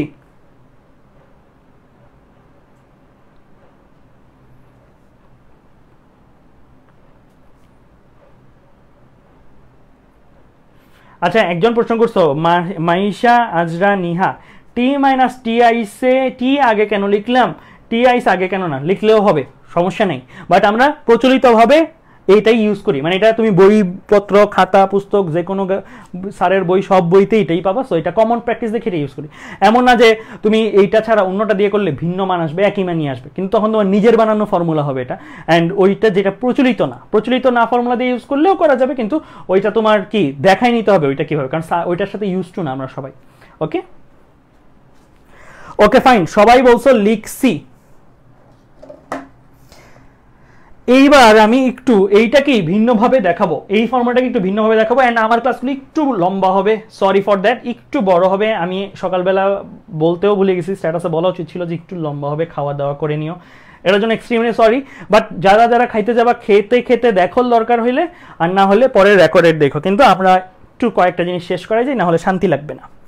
ওকে ফাইন, তাহলে দেখো এখানে কি আছে, তিনটা স্কেল, একটা, দুইটা, তিনটা, degree Celsius scale, Fahrenheit scale, Kelvin scale. খেয়াল করে দেখো, ডিগ্রি সেলসিয়াস স্কেলে 0 ডিগ্রি সেলসিয়াস তাপমাত্রা যেই কথা, 32 ডিগ্রি ফারেনহাইট সেই একই কথা, 273 কেলভিন তাপমাত্রাটা সেই একই কথা। গলনাঙ্ক, পানির গলনাঙ্ক সেইটা কি ভিন্ন হয় স্কেল ভেদে, মান ভিন্ন হয়, কিন্তু অ্যাকচুয়াল তাপমাত্রা যেটা বা যেই উষ্ণতা, সেই উষ্ণতাটা কি ভিন্ন হয়, উষ্ণতা একই, নাম মান দিছি ভিন্ন ভিন্ন। এমন হয় না যে তোমার মা বাবা তোমাকে এক নামে ডাকে, তোমার বন্ধু বান্ধব তোমাকে এক নামে ডাকে, তোমার টিচাররা তোমাকে এক নামে ডাকে, ওইরকম হয়েছে ব্যাপারটা। যেমন আমার ক্ষেত্রে আমাকে অপার নামে ডাকে হচ্ছে বাসার মানুষেরা, আমার ভার্সিটিতে বা আমার ইয়াতে টিচাররা আমাকে নুয়েরি নামে ডাকে, আবার গ্রামের বাড়িতে আমাকে সাত্তার নামে ডাকে। সো আলটিমেটলি আমার নাম 3 জায়গায় দেখা যায় 3 রকম, কিন্তু আমি মানুষ কয়টা, একটা। সো আলটিমেটলি 0 ডিগ্রি সেলসিয়াস যেই উষ্ণতা, 32 ডিগ্রি ফারেনহাইট সেই একই উষ্ণতা, 273 কেলভিন সেই একই উষ্ণতা, 3 জন বিজ্ঞানী আদর করে 3টা মানে ডাকতেছে, ঠিক আছে? 3টা আলাদা মানে ডাকছে। তুমি নিজেও বিজ্ঞানী হয়ে তুমিও এটাকে আরেকটা মানে ডাকতে পারো, তোমারটা প্রচলিত না হলেও তুমিও তাকে একটা মান দিতে পারো আদর করে। কিন্তু এই ক্ষেত্রে আমরা বলবো যে জিনিস কিন্তু একই, উষ্ণতাটা একই। আমার এই ভার্টিক্যাল স্কেল, ভার্টিক্যাল ওয়াই অক্ষটা উষ্ণতা রিপ্রেজেন্ট করবে, সেম উষ্ণতা, এটা সেম বরাবর দাগ কাটবে। যেমন 100 ডিগ্রি সেলসিয়াস উষ্ণতা, এইটার বরাবর গেলে 212 ডিগ্রি ফারেনহাইট, এটার বরাবর গেলে 373 কেলভিন তাপমাত্রা। দ্যাট মিনস একটা উষ্ণতা বরাবর আমার এই দাগটা কাজ করবে। এইভাবে আমি ম্যাথ করা শেখাবো তোমাদের একটু পরে, দেখবা খুবই ফাস্ট ম্যাথ করতে পারো তোমরা। অলরেডি এই সম্পর্কটা ছোটবেলায় সবাই শিখছো, C/5 = F-32/9। একটু আগে আমি কথা প্রসঙ্গে এটা বলছি, K-273/5। এই ফর্মুলাটার মধ্যে কি করতা, ডিগ্রি সেলসিয়াসের একটা মান জানা থাকলে ওই মানটার ইকুইভ্যালেন্ট বা সমতুল্য ফারেনহাইট স্কেলের মান কত, ফারেনহাইট স্কেলের একটা মান জানা থাকলে ওই মান ফারেনহাইট স্কেলের তাপমাত্রা মানটার সমতুল্য কেলভিনের মান কত বের করতা। দ্যাট মিনস তুমি অ্যাকচুয়ালি ধরো ডিগ্রি সেলসিয়াসের একটা মান, ডিগ্রি সেলসিয়াসের একটা মান যদি হয় 20, এটার সমতুল্য ফারেনহাইটের মানটা কত, এখানে মানটা কত, এইটা তুমি বের করতে কি এই ফর্মুলা দিয়ে, তাই না? এখন এটাই আমি তোমাদেরকে বের করে দেখাবো একটা গ্রাফের মাধ্যমে, এন্ড তোমরা এটাতে বুঝতেও পারবে। এন্ড সামনে আমরা যখন ম্যাথ করবো তখন ফর্মুলাও অনেক ক্ষেত্রে ফর্মুলার উপর ডিপেন্ডেন্ট হওয়া লাগবে না, তুমি জাস্ট এভাবেই করতে পারো। আমি দেখাবো তোমাদেরকে ধারাবাহিকভাবে। দেখো আমরা একটা গ্রাফ আঁকাচ্ছি, ওয়াই অক্ষ বরাবর ফারেনহাইট, এক্স অক্ষ বরাবর সেলসিয়াস। ওয়াই অক্ষ বরাবর ফারেনহাইট, এক্স অক্ষ বরাবর সেলসিয়াস। এক্স অক্ষে আমি সেলসিয়াসের মান পাবো 0 ডিগ্রি 32 ডিগ্রি ফারেনহাইট। যখন তাপমাত্রা 0 ডিগ্রি সেলসিয়াস তখন ফারেনহাইটে সেই মানটা কত, 32 ডিগ্রি, তাই না? তাহলে প্রথম পয়েন্টটা আমি দিই,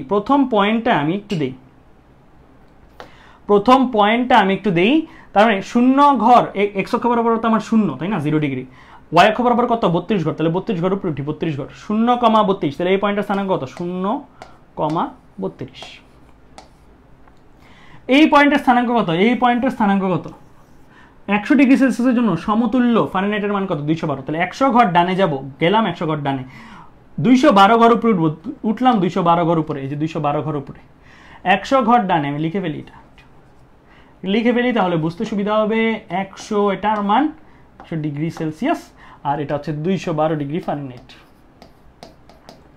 100 ঘর ডানে, 212 ঘর উপরে, ধরো এই পয়েন্টটাতে আমি আসলাম, তাহলে লিখবো 212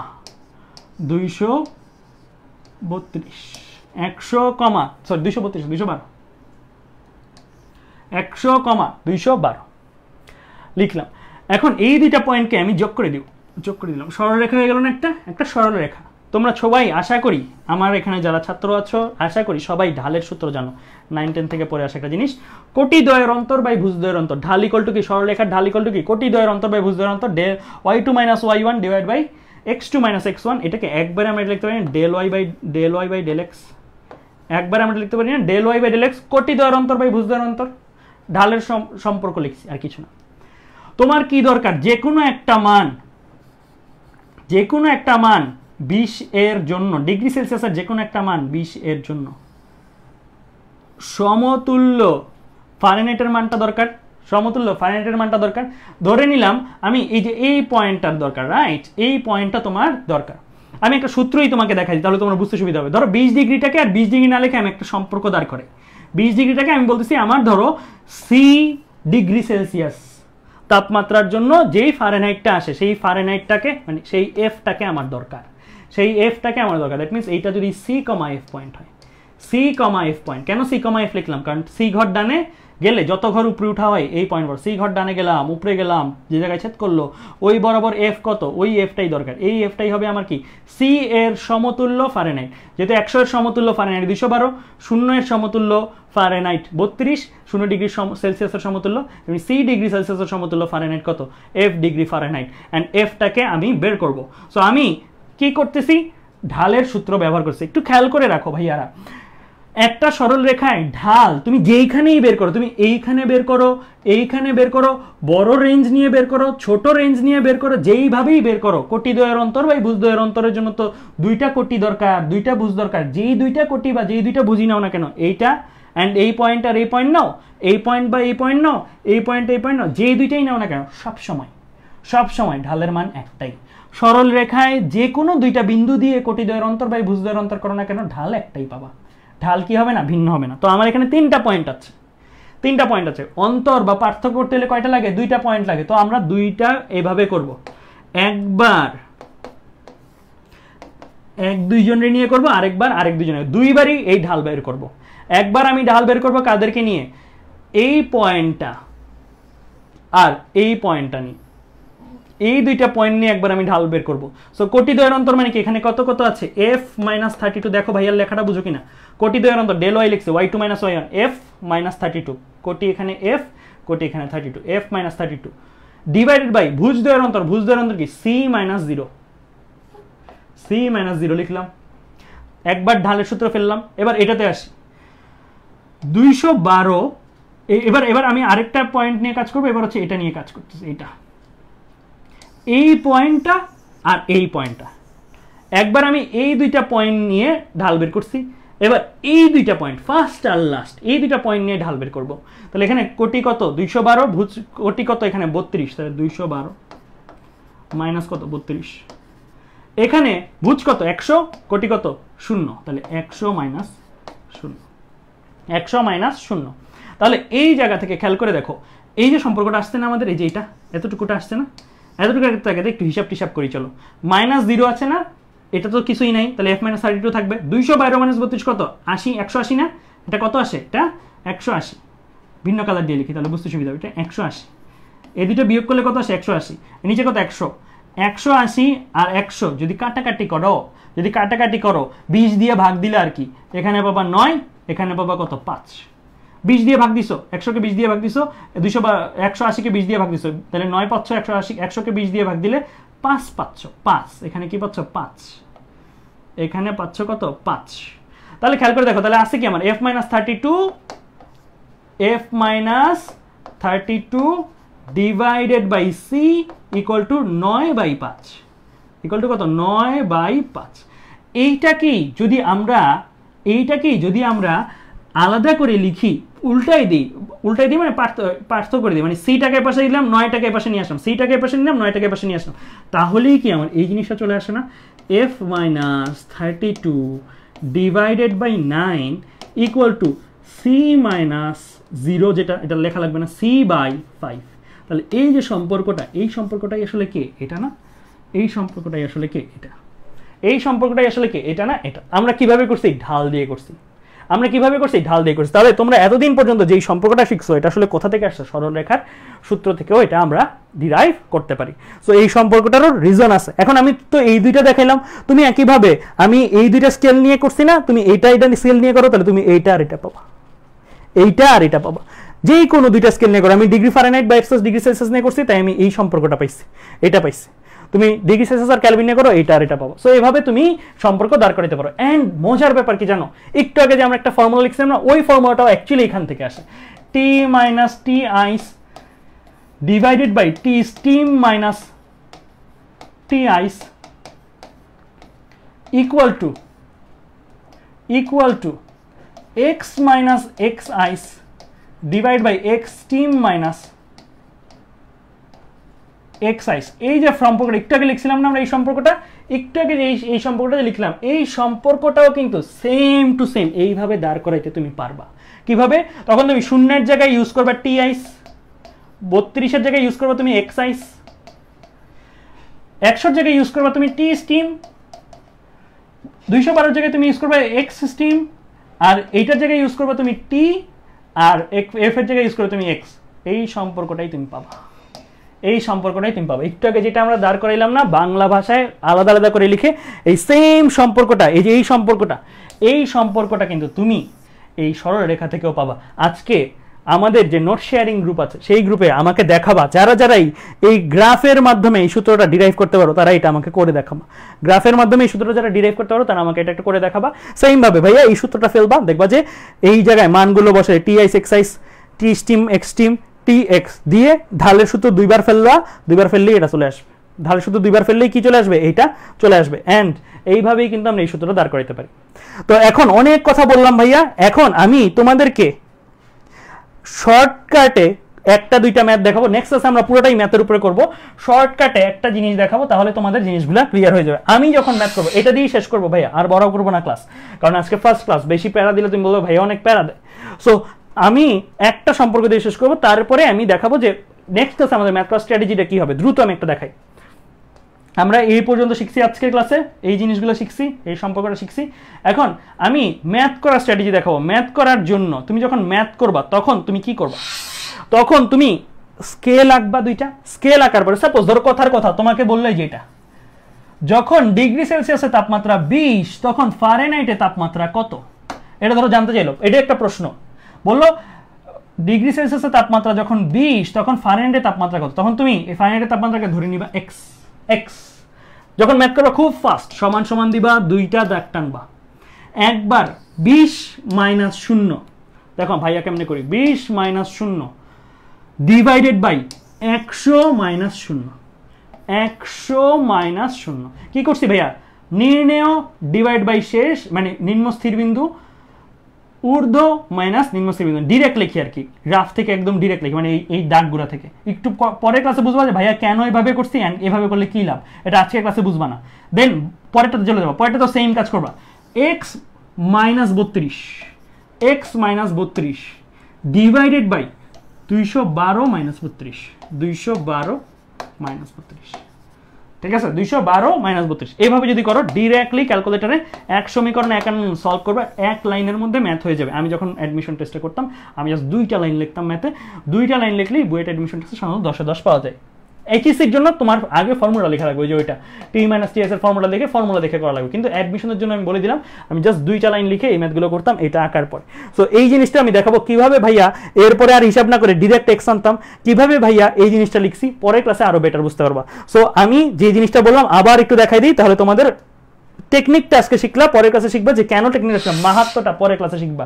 টেকনিকের যে কোনো একটা মান দেওয়া আছে 30 বা 40 বা যে কোনো একটা মান দেওয়া আছে 40, এটার জন্য বরাবর আমার ফারেনহাইটের মান বের করতে হবে, যেটা বের করতে হবে বরাবরে সেটাকে আমরা x ধরবো, x ধরলাম, সমান সমান দিব, সমান সমান দিয়ে আমি এরকম ভাবে করবো, ধরো x বের করবো, তাই না? তো আমি এখানে করবো যেটা 40 মাইনাস এই যে minus 0 divided by 100 minus 0, 100 minus 0 equal, এবার এটাতে আসি x minus 32, x minus 32 divide by 212 minus 32। So আমার ওইটা আঁকা হয়ে গেলে দেখবা যে অনেকগুলো ম্যাথে এইভাবে ডিরেক্টলি সুবিধা পাওয়া যায়। দেন 1 সমীকরণ 51 ক্যালকুলেটরে করবো, এইখান থেকে লাইনটা আসবে ক্যালকুলেটরে কিভাবে করতে হয় ভাইয়া আজকে একটা ভিডিও ড্রপ করে দিব তোমাদের গ্রুপে, সো দ্যাট তোমরা বুঝতে পারবা যে 1 সমীকরণ 51 এর ভিডিওগুলো ভাইয়া কি বুঝাইছে, এখান থেকে ডিরেক্ট ক্যালকুলেটরে করে ফেলবো। তাহলে আজকের ক্লাসে আমরা টেকনিক পর্যন্ত দেখলাম, পরের ক্লাসে আমরা অনেক ম্যাথ করবো। আজকের কাছে জাস্ট টেকনিক পর্যন্তই আমরা আলোচনা করছি, পরের ক্লাসটা কিন্তু শুরুই হবে ম্যাথ দিয়ে। সো আজকে ধন্যবাদ সবাইকে, অ্যান্ড অনেকেই যুক্ত হতে পারছো, অনেকেই যুক্ত হতে পারো নাই আসলে আজকের ক্লাসে সেই বৃষ্টির কারণে, বাট যারা যারা যুক্ত হতে পারো নাই তারা আজকের ক্লাসটা ভালো করে দেখে নিবা। নেক্সট ক্লাসটা কিন্তু 1 উইক ঘুরে আসবে, 1 উইক ঘুরে আসলে কিন্তু অনেক কিছুই ভুলে যাবা। সো অবশ্যই নেক্সট ক্লাসে দেখে নিবা, অ্যান্ড আমি আরও কয়েকটা ভিডিও ড্রপ করবো, পিডিএফটাও দিয়ে দিব এই আজকের লেকচার স্লাইডটা। তাহলে আজকে এই পর্যন্তই, ধন্যবাদ সবাইকে আমার তরফ থেকে অনেক অনেক শুভকামনা রইল। অ্যান্ড অ্যাসাইনমেন্ট যেগুলোই থাকতেছে বা যেই জিনিসগুলোই থাকতেছে এগুলো সব ভালো করে করার চেষ্টা করবে, তাহলে ইনশাল্লাহ যদি ভালো করে পড়তে পারো তোমাদের ফিজিক্স নিয়ে কোনো চিন্তাই থাকবে না ইনশাল্লাহ। ধন্যবাদ সবাইকে।